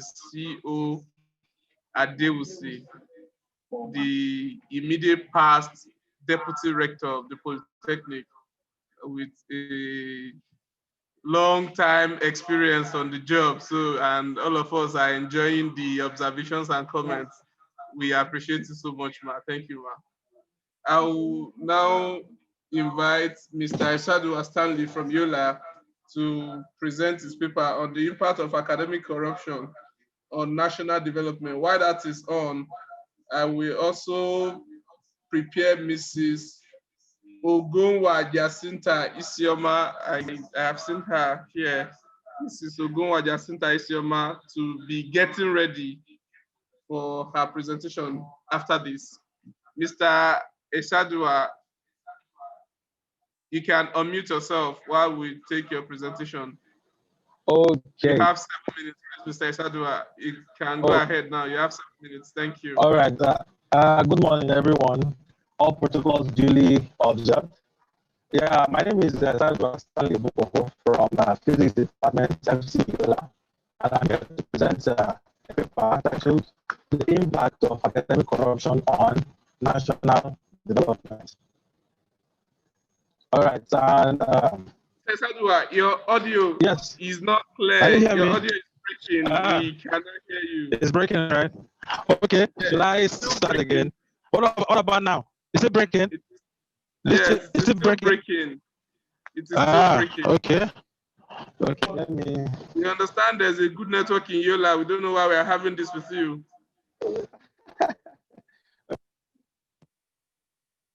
Now, can you hear me? Still breaking. What about now? Still breaking. Can you hear me? Still breaking. It is still breaking. We can hear you, but it is breaking. Okay. Maybe you can continue with your presentation. Possibly with time, we will have a clearer voice from you. Okay. I'll just go ahead now. You can go ahead. Okay. All right. Like I said before, my name is Stanley Esadua from Federal College of Education, Yola. I'm here to present a paper titled The Impact of Academic Corruption on National Development. Now, over the last 3 decades, one plague that is firmly entrenched, as we thought as Nigerians, is corruption. It is so deep-rooted that it has become a culture and it has messed up our value system in the process. Now, the culture has assumed a frightening dimension, and according to Question, he said corruption weakens democracy and the rule of law. And now, although corruption stems the progress of society in general, within the educational sector is where we have the most dangerous effect, and because the effects are actually lifelong. Now, corruption in the educational sector undermines the quality of education delivery, the integrity of its product, and the rights of many to education. Now, regardless of its devastating effects, the poor people of society and the vulnerable, they are the ones that actually bear the brunt of this corruption.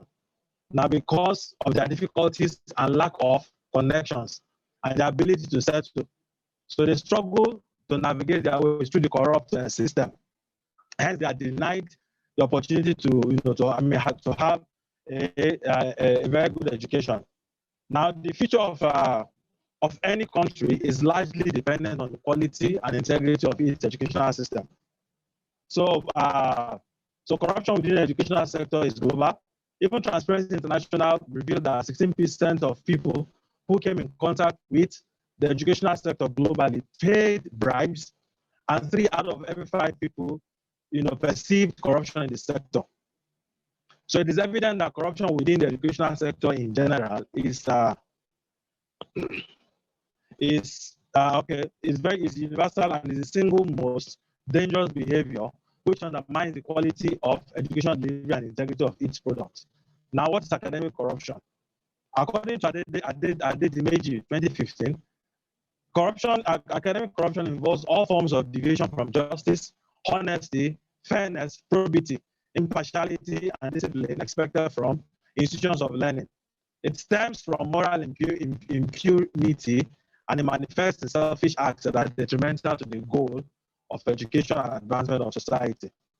And also, in Nigeria, we have often inundated with stories of how lecturers sexually harass female students in sex of marks and corruption, while male students are extorted in cash for marks. Apart from plagiarism, admission racketeering, examination malpractices, unethical sale of handouts, wrongful marks, alteration, and deliberate failure to teach students are some of the most pervasive forms of corruption we find in our institutions. Now, forms of corruption. Now, everybody is involved. The government, the lecturers, the students, parents. Now, from government, they grant approval to certain schools to operate private and public tertiary education, institutions with little facilities. Now, non-provision of teaching and learning facilities such as laboratories in spite of budgetary provision. Then also pressure by politicians on government, on institutions to admit students more than their carrying capacity. On the part of the institution themselves, they admit students more than what they can carry, and they hire equipment and lecturers from other institutions to secure accreditation. And the perversion of quality control measures in some institutions, officers are put in charge of quality control. They hardly give candid report of assessment of lecturers. Then on the part of lecturers, many lecturers do not attend classes to develop lectures for more than 2 weeks in a semester. Now, awards of marks based on purchase of handouts from lecturers rather than on true assessment of the students' ability in examinations. Then abuse of continuous assessment through arbitrary award of marks to favorites even when it's unmerited. On the part of students, sexual harassment of male students, male lecturers by female students. Mr. Stanley, yes, you have please. less than 1 minute to wrap up your Okay, so let me just, then national development, it means, okay, maybe interpreted as the ability of a nation, for instance, to make gradual transition from lower standard of living to a higher standard of living. So, implication of academic corruption on national development. Now, when we turn out graduates that are poor, that are not well educated, it will in turn bring down, and we won't be able to develop as a country because we have mediocrity being celebrated all over the place. And some recommendations are, they should ensure that only qualified students are given admissions. The government should be specialized on time. And in conclusion, this onus of arresting academic corruption rests on everybody. All of us must do our bit so that we can get rid of corruption. Because if we do not, posterity will suffer from this menace of corruption.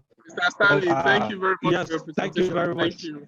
I will, at this point, pass you over to the chairperson for observations and comments. Thank you. The chairperson, ma'am. Thank you very much, Mr. Stanley. That was a beautiful presentation. The title of the paper, as presented by Mr. Stanley, is The Impact of Academic Corruption on National Development. It has a good abstract, and the introduction, it introduces us to what corruption is and its devastating effect on the polity. Thereafter, it looks at what is academic corruption. It defined academic corruption as a deviation from the ethical norms and practices in the world of academia. Quoting Adedimeji, said academic corruption involves all forms of deviation from justice, honesty, fairness, probity, impartiality, and discipline expected from institutions of learning.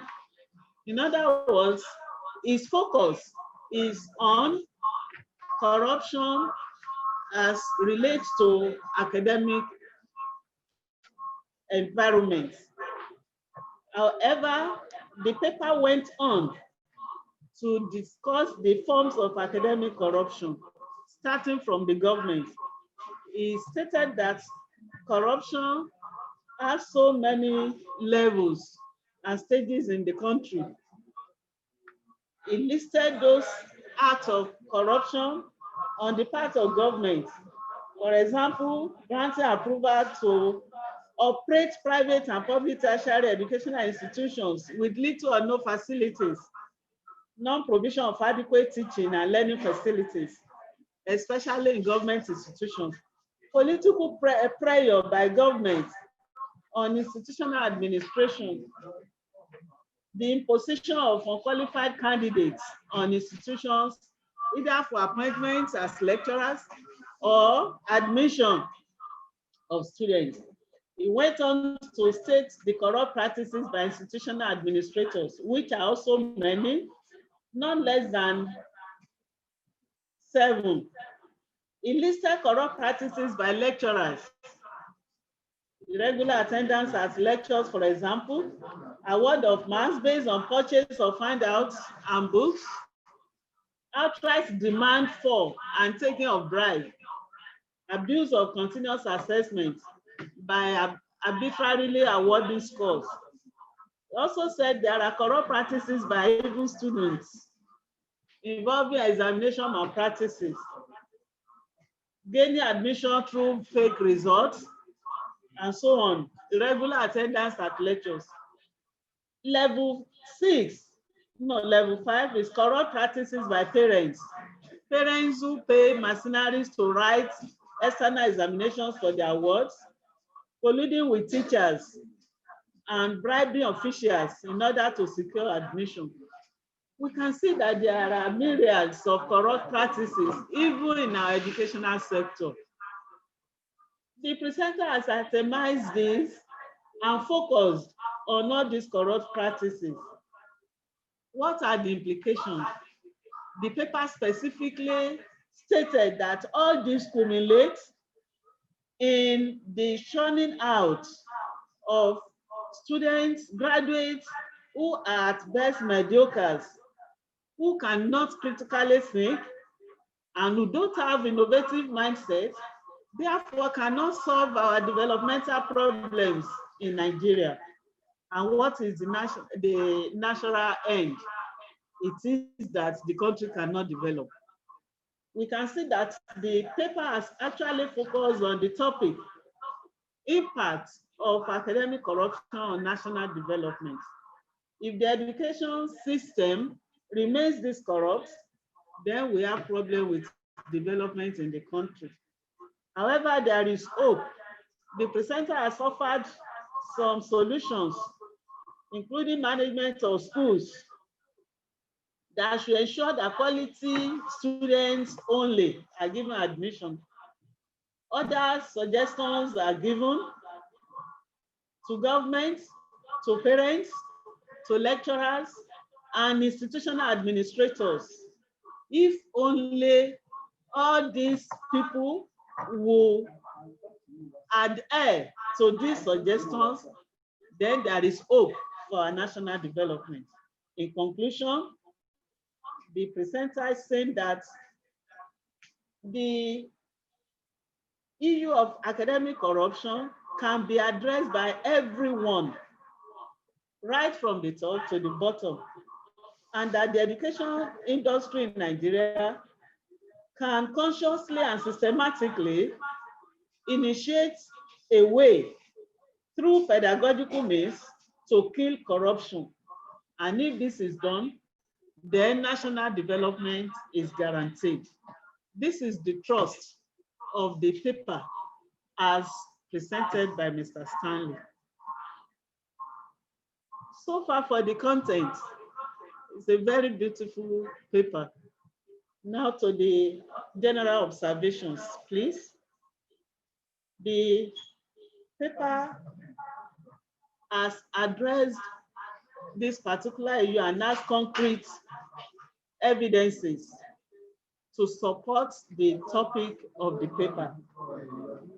The abstract is okay. The references are okay.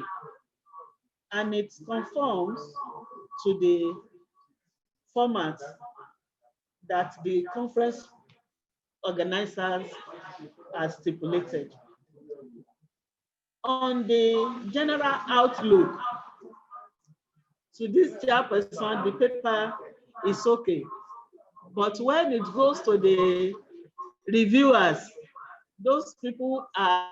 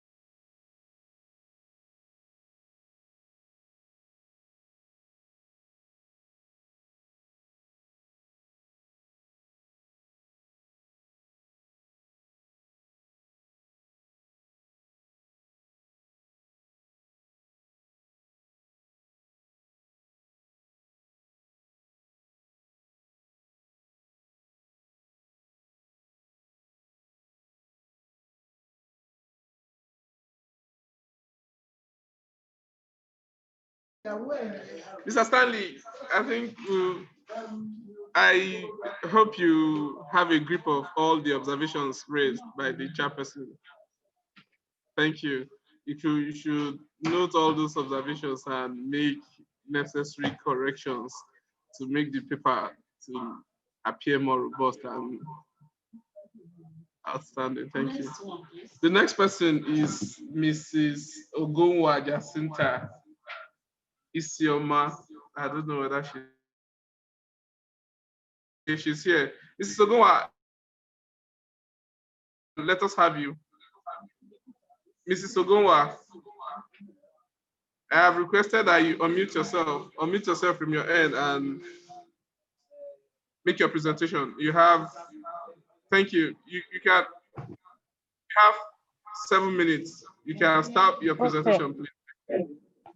Okay. Meanwhile, Alhaji Sule Adamu should be getting ready. Alhaji Sule Adamu should be getting ready to present immediately after her. Thank you.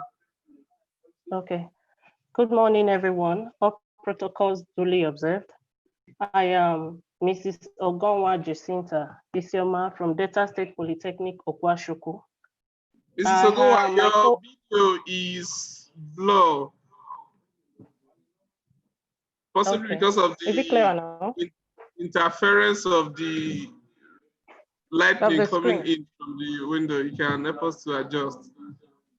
Okay. Is it okay now? This is manageable. You can go ahead. Okay. From Delta State Polytechnic, Okwashuku. My co-authors are Akwobasa Amogen Sarah and Buhari Ganiu Idowu. Okay, straight to the topic. The topic, city and organization of library resources for national development. ICT, as we all know, is basically the use of, and you use an application of computers, telecommunication, microelectronics in the acquisition, storage, retrieval, transfer, and dissemination of information to a wider audience as regards the library, of course. And the library basically uses some ICT facilities, which includes computers, digital camera, webcam, smart card, e-books, e-journals, online public access catalog, because we are talking about organization of library materials. And cataloging is the basic aspect of organizing the library as it is. Also, we have the MAC, which is machine readable catalog, also a kind of software that uses application in ICT. We have the CD-ROMs. And I would like to note here that the digital libraries came into existence with the emergence of the ICT. Of course, without computers and the rest of them, we would not be talking about ICT today. Now, ICT is used in the library to fulfill some library routines or duties or obligations, as the case may be. And one of the major things that ICT helps one of the major problems the ICT has helped to solve in the library is effective reference and information services. Of course, we know that the library is more of an information house, a knowledge warehouse where information are stored. And without effective dissemination of this information, we have not achieved anything as the library, as information scientists, as librarians. We have not been able to achieve anything. So to be able to achieve the aim of having a well-informed citizenry, as Nigeria as it may be, as a country, we have to implore the use of ICT in effective reference and information services. Also, the online catalog, which is the OPAC and MAC that I mentioned earlier, helps in reducing repetition and unnecessary workload on librarians. Repetition in this case is because the catalog has three major entries: the title, the author, and the subject card. And when you want to do this manually, you will have to key in this information one after the other. But with ICT, you can actually copy and paste and do a little editing, and this makes the work faster and avoids repetition of tasks. Also, the ICT can help us to effectively disseminate information and grant us speed too. It helps in giving us speed in reaching information, because instead of manually searching for information in the library through the bookshelf or the card catalog, we use keyword search. You can search for the author of the book, and then the whole information will pop out. The book that you are actually looking for will just pop out. And you can also use the ISBN. Every book has an ISBN. With the You have International less Standard than Book 2 number, minutes. you'll be able to access this Wrap up with your information. presentation, please. You'll be able to You have access less than 2 this minutes. information about a book and be able to access the book.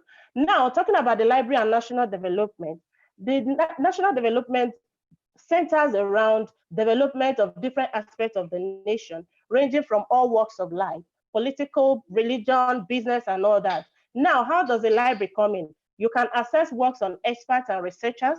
You can access, the library helps to promote national integration and amongst other things. Because of time, we have some challenges, yes, in using ICT in the library: resistance to change by both staff and library users, lack of skills of searching ICT search by library patrons. Power supply is a very big challenge in Nigeria, among others. We also have some recommendation, which the one that tops it all is financial support for the library. And secondly, training of library staff to be able to use this ICT materials and the software, and then effective power supply, amongst others. So with this, because of time, I appreciate the time for given to me to do this presentation. Thank you very much for listening.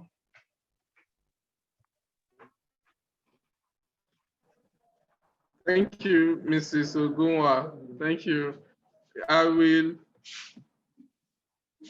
hand you over to the chairperson for her comments and observations. Chairperson, ma'am. Thank you very much, Mrs. Ogunwa, for that beautiful presentation. The paper is titled ICT and Organization of Library Resources for National Development by Mrs. Ogunwa Jacinta and 2 others. In terms of content, the paper has actually delved much into the concept of ICT and what it involves, especially in respect of the library. She has established the fact that the library has benefited so much from the concept of ICT, that the introduction of ICT has made work in the library easier and simpler. Actually, the ICT cannot be separated from the modern library. As we all know that ICT and the organization of library information resources are like 2 sides of a coin. The organization of any library is ICT dependent. The paper also establishes the fact that just as ICT is useful in the library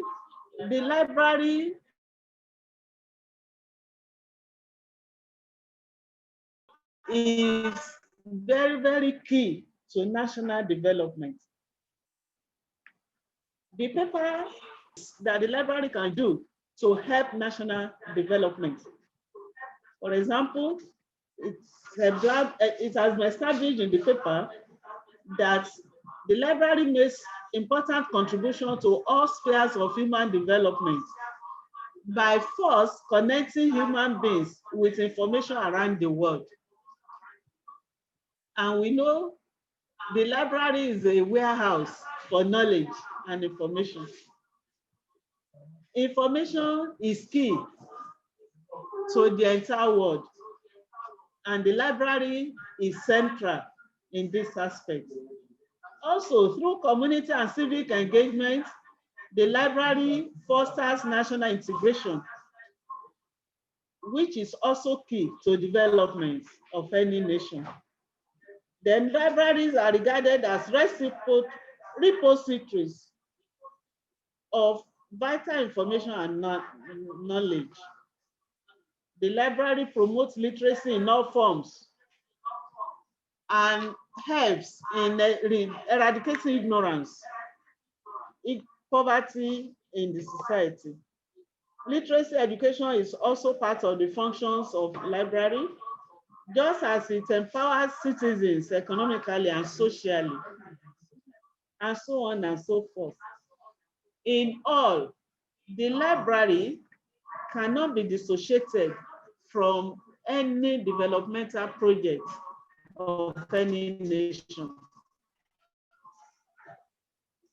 However, the paper establishes the fact that libraries are not without their challenges. Some of these include resistance to change on the part of people, lack of such skill, power supply, especially in Nigeria, inadequate funding by the government, attitude of staff towards self-development. All these constitute constraints to the use of ICT in Nigerian libraries. Having identified this, The paper states that the situation is not without hope, as it concludes that ICT has come to stay in libraries. The best we can do is to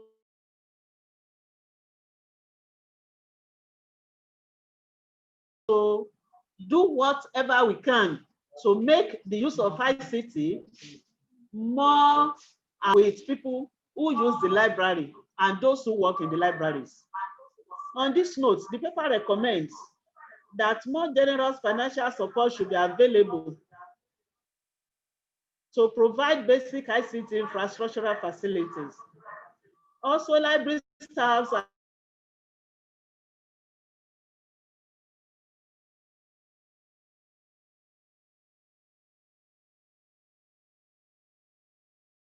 assistant to the libraries, and that every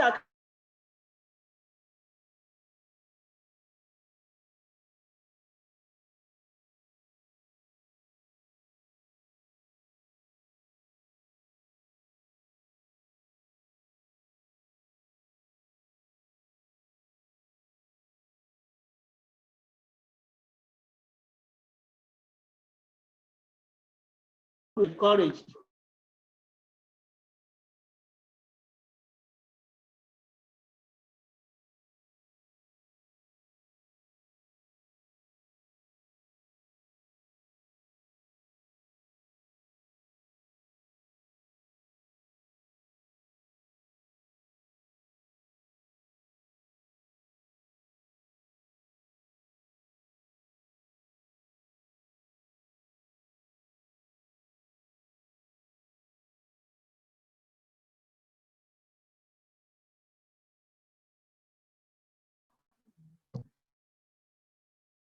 Okay. I want to say finally that Mrs. Ogonwa and the other contributors have done well in terms of content in this paper.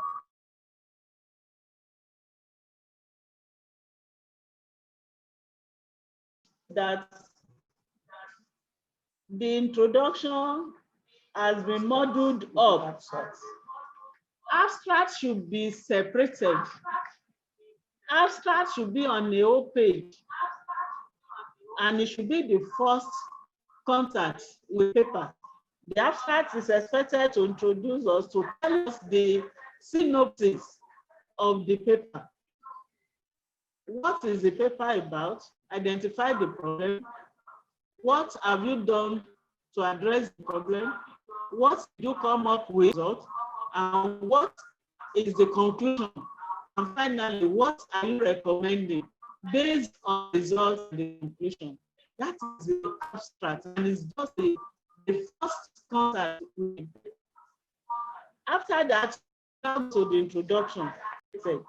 So I suggest that you separate the abstract from the introduction.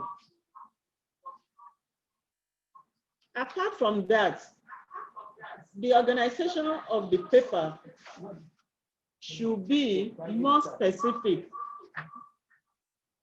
After your introduction, you tell us the concept of ICT that you have there, the uses of ICT in the library, and the sub-heads should be well arranged.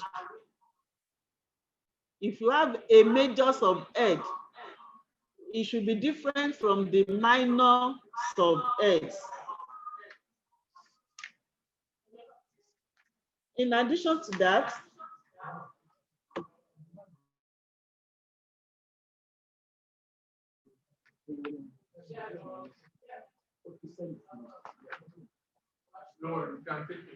the references are well presented.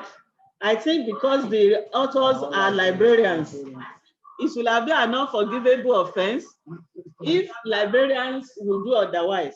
So we commend the efforts of the presenter and the other contributors in this regard. If we do a general editing work, I think it's a good work to go for further review. Thank you very much.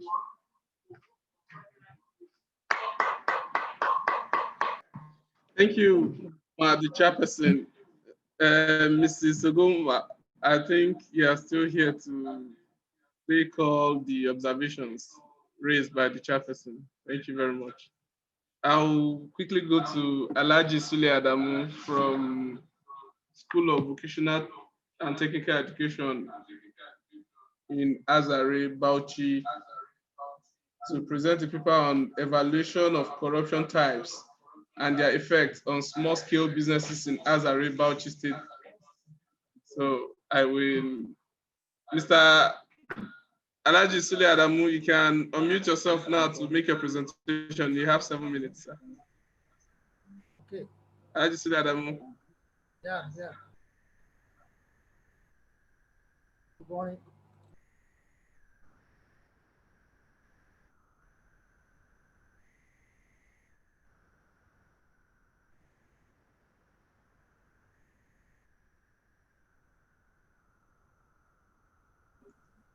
Alhaji Sule Adamu.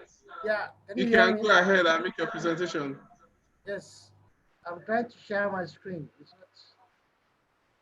Pause disable participant screening. You would please disable my. You can go ahead with your presentation, sir. You can go ahead and talk to your paper if the shared screen is having issues. Okay. You can go ahead and make your presentation. It's all right. Thank you. So good afternoon. My name is Alhaji Sule Adamu from Aminu Sale College of Education, Azare in Bauchi State. The title of my presentation is Evaluation of Corruption Types among small-scale businesses in Azare, Bauchi State, as well as their effects.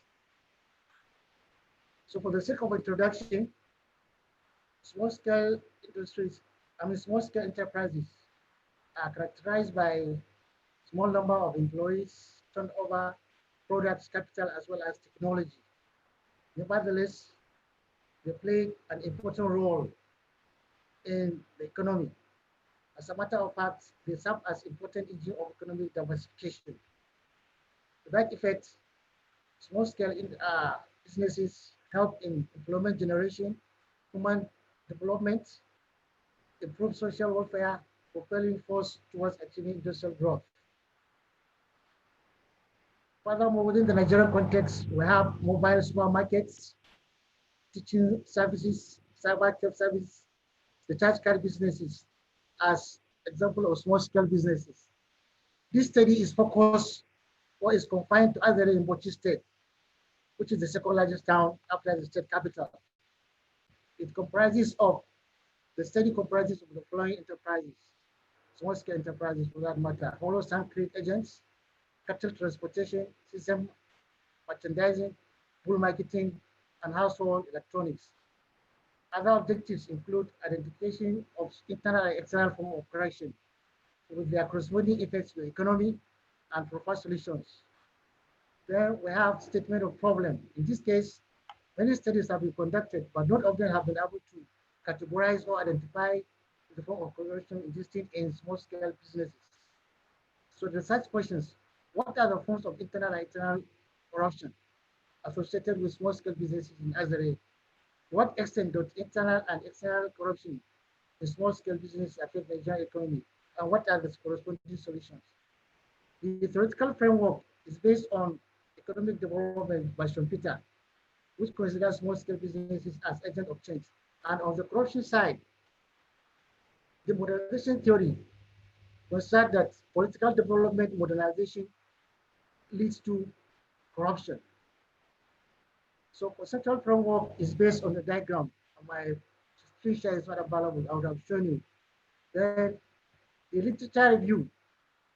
From the summary, we can define corruption as illegal exploitation of one's position for selfish gains in relation to small-scale businesses.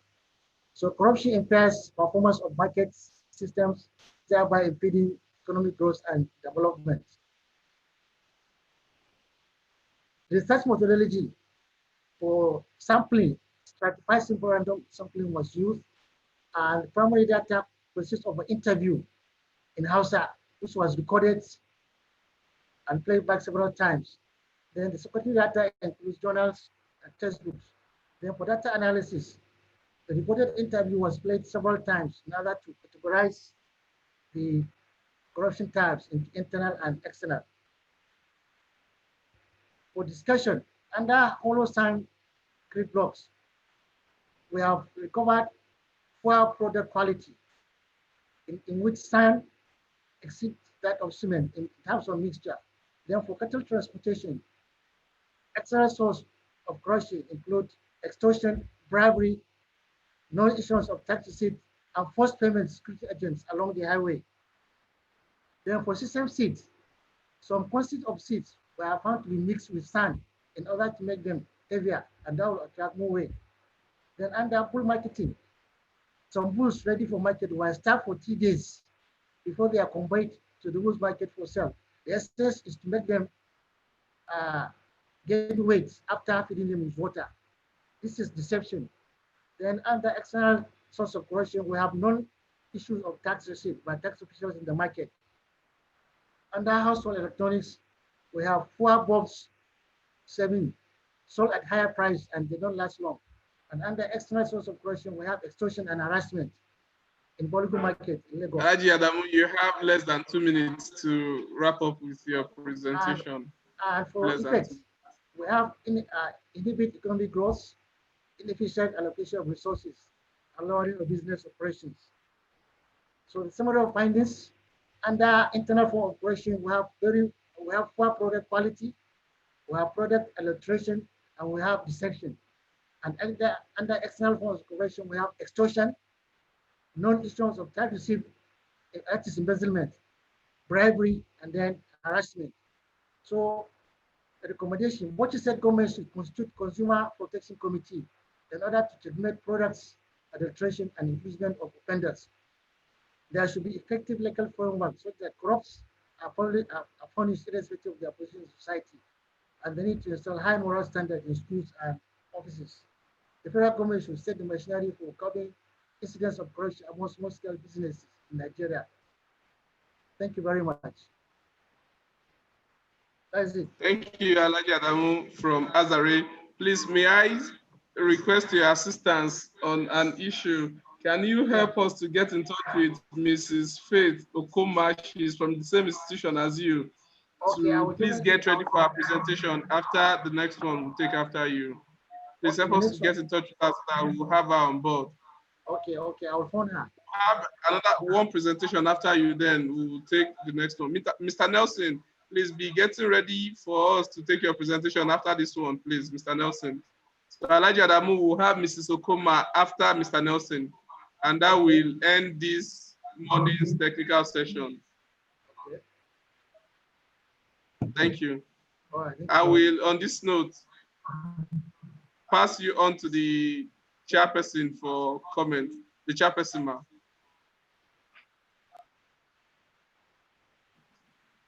Thank you so much, Alhaji, for this beautiful presentation. The title of the paper is Evaluation of Corruption Types and Their Effects on Small-Scale Businesses in Azare, Bauchi State, by Alhaji Sule Adamu. The paper in terms of content is very rich, is quantitative, that is completely empirical with analysis, results, discussion, and conclusion as well as recommendations. The paper focuses on corrupt practices in small-scale enterprises in Bauchi State, in Azare. The small-scale business enterprises are described, such as mobile supermarkets, teaching services, cyber cafe businesses, recharge card businesses, popcorn businesses, food supply, real estate, building materials, fresh fruit, palm oil business, roasted snacks, table water, soft drinks, computer services, etc., etc. From this, we can grasp the concept of small-scale businesses in Azari. The statement of the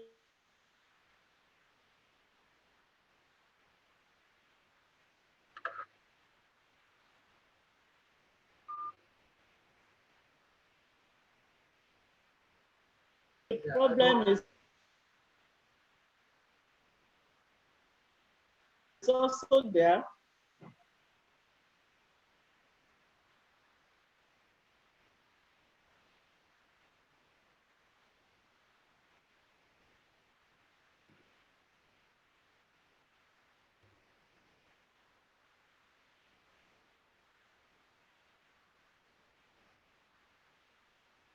Audio is off.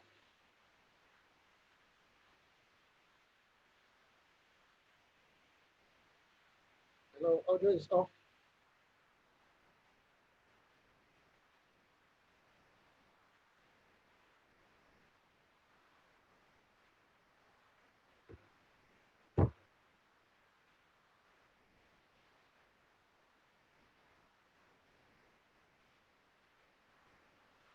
Okay, we are on again. Of Yes, corruption in relation to small businesses and their corresponding impacts to economic development of Nigeria. The research are stated as what are the forms of internet. To what extent does businesses affect Nigeria economy? Questions you can see specifically.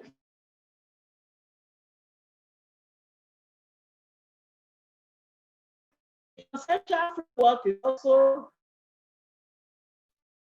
as framework.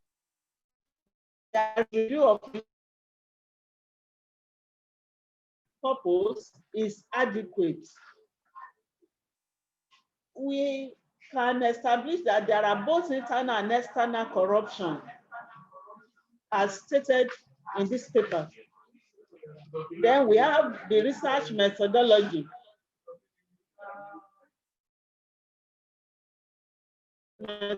We have data presentation and analysis of data. From the analysis, we have results, which are also discussed. And from the data and results, there is a conclusion, which is diagrammatically presented. We can see that internal forms of corruption include poor product quality, product adulteration, deception, while external forms of corruption include extortion, non-issuance of tax receipts, bribery, harassment, all of which combine to impair the economic development of the state and by extension, the nation.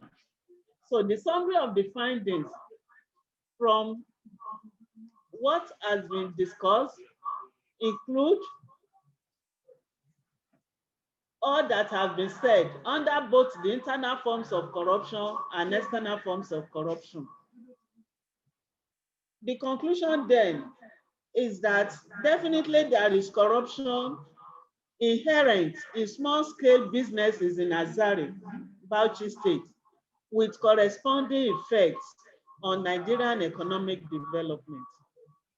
Having arrived at this conclusion, what are the ways forward? And from there, the presenter presented us with some recommendations, which include the fact that the Bauchi State government should constitute Consumer Protection Committee in order to checkmate the product adulteration. And that not only that, there should be punishment for those who contravene this act or whatever the law is.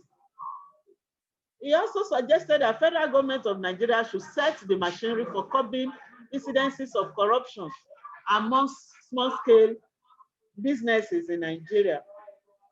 And also that there should be effective legal framework such that punishment, irrespective of position in society, will not be evaded, no matter who is involved. And that there is need to install high moral standards in schools and offices. I think by extension, that is saying that moral education should be incorporated into our schools, which we manifest in the offices when the students graduate and go into the world of work. That is about the content of the paper. From this content, we can see that the presenters actually achieved the purpose for which the paper was set out. And the procedure for achieving is actually adequate as an academic paper. We want to congratulate the presenter on the content. Now to the format of the paper. A thumb up for you. I want to say that the presenter should please look at the references once more to make it fully compliant with the upper style that the organizers of the conference have stipulated. Be that as it may, I think it is a worthwhile exercise and presentation. Thank you, Alaji.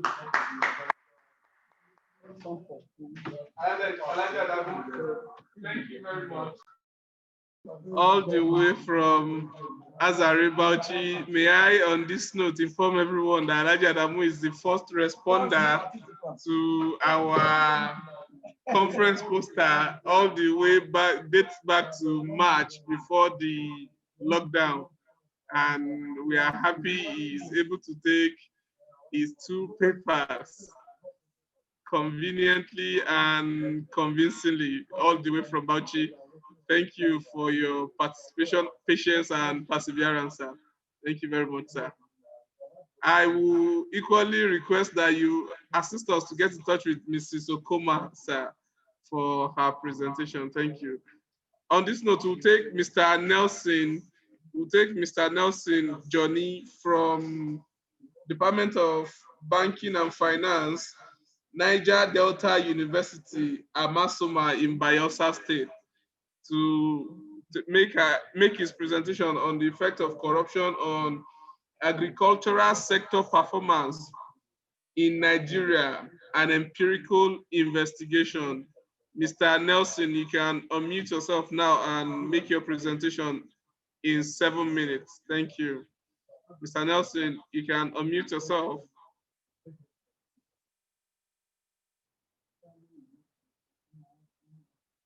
Mr. Nelson, are you there?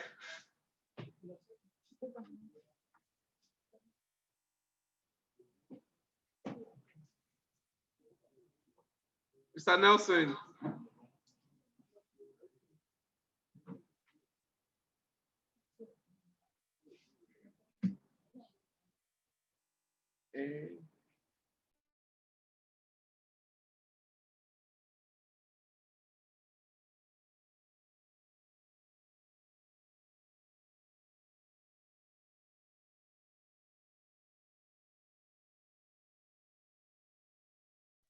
Mr. Nelson, we are waiting for you. You can unmute yourself and make your presentation.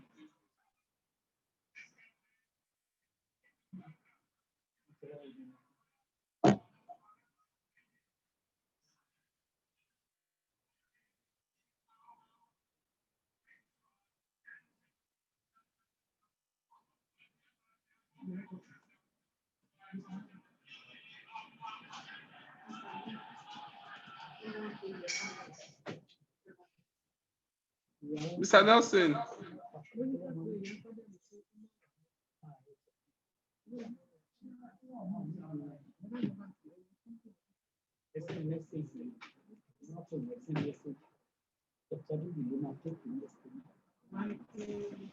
Mr. Nelson, we cannot get you here. We hope you have a good network. I'm sure it will be due to network reasons from your end.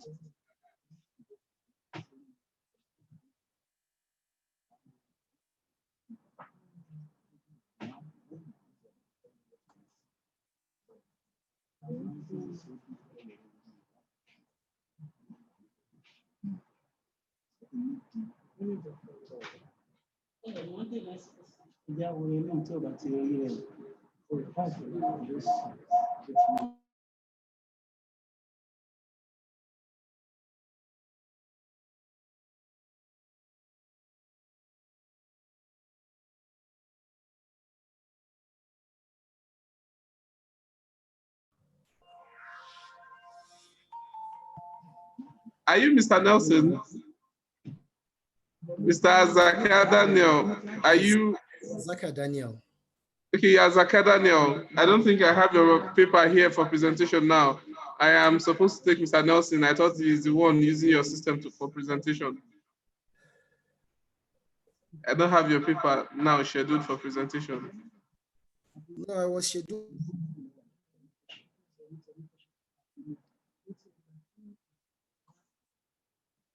Alaji Adamu, do you have Mrs. Okuma for us, please?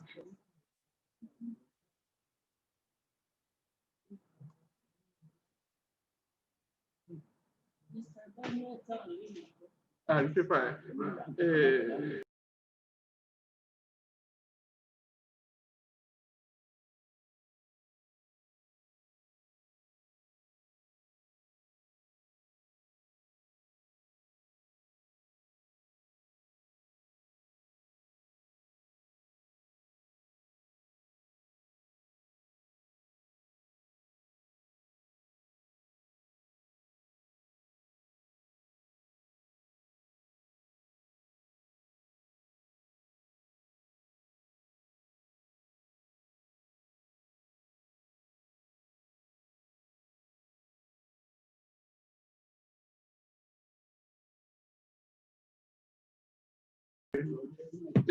Mr. Daniel, if you can hear me, you have been scheduled to present a paper in the afternoon. So the afternoon session will start by 1 o'clock.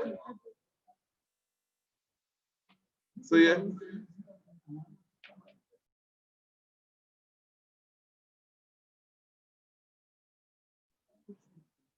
Alaji Sule Adamu, do you have Mrs. Okuma for us, please? I phoned her and she told me that she's having network problems there. So I don't know whether she's going to my house right now or not. I don't know because somebody is on the way with her to come to my house and present. No problem. We'll be waiting for her. Let us take Mr. Nelson. We are having difficulty holding Mr. Nelson. Okay.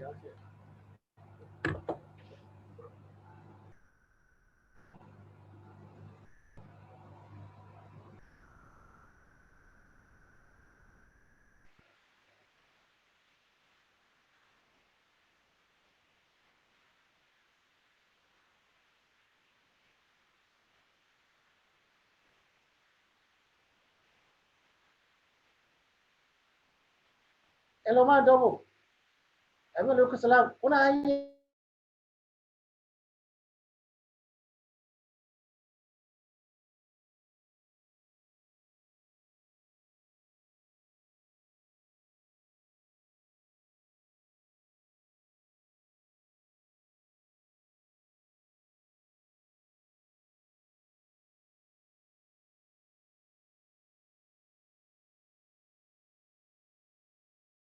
Mr. Nelson, you can unmute yourself now.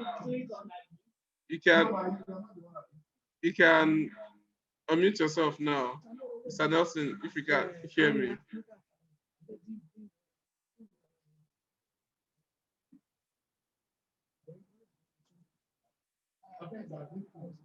I have done that. Your network is not allowing you.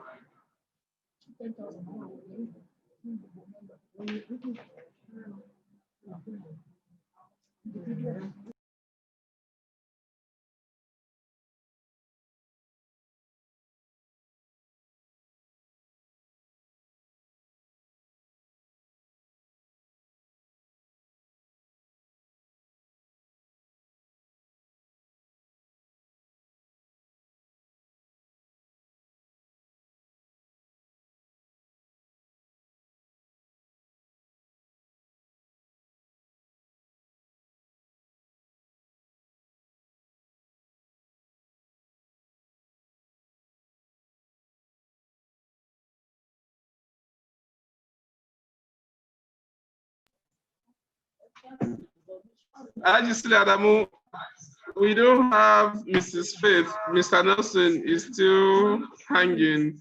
I will, on the authority of the chairperson, bring this session to a close while we reconvene for afternoon session by 1:30 p.m.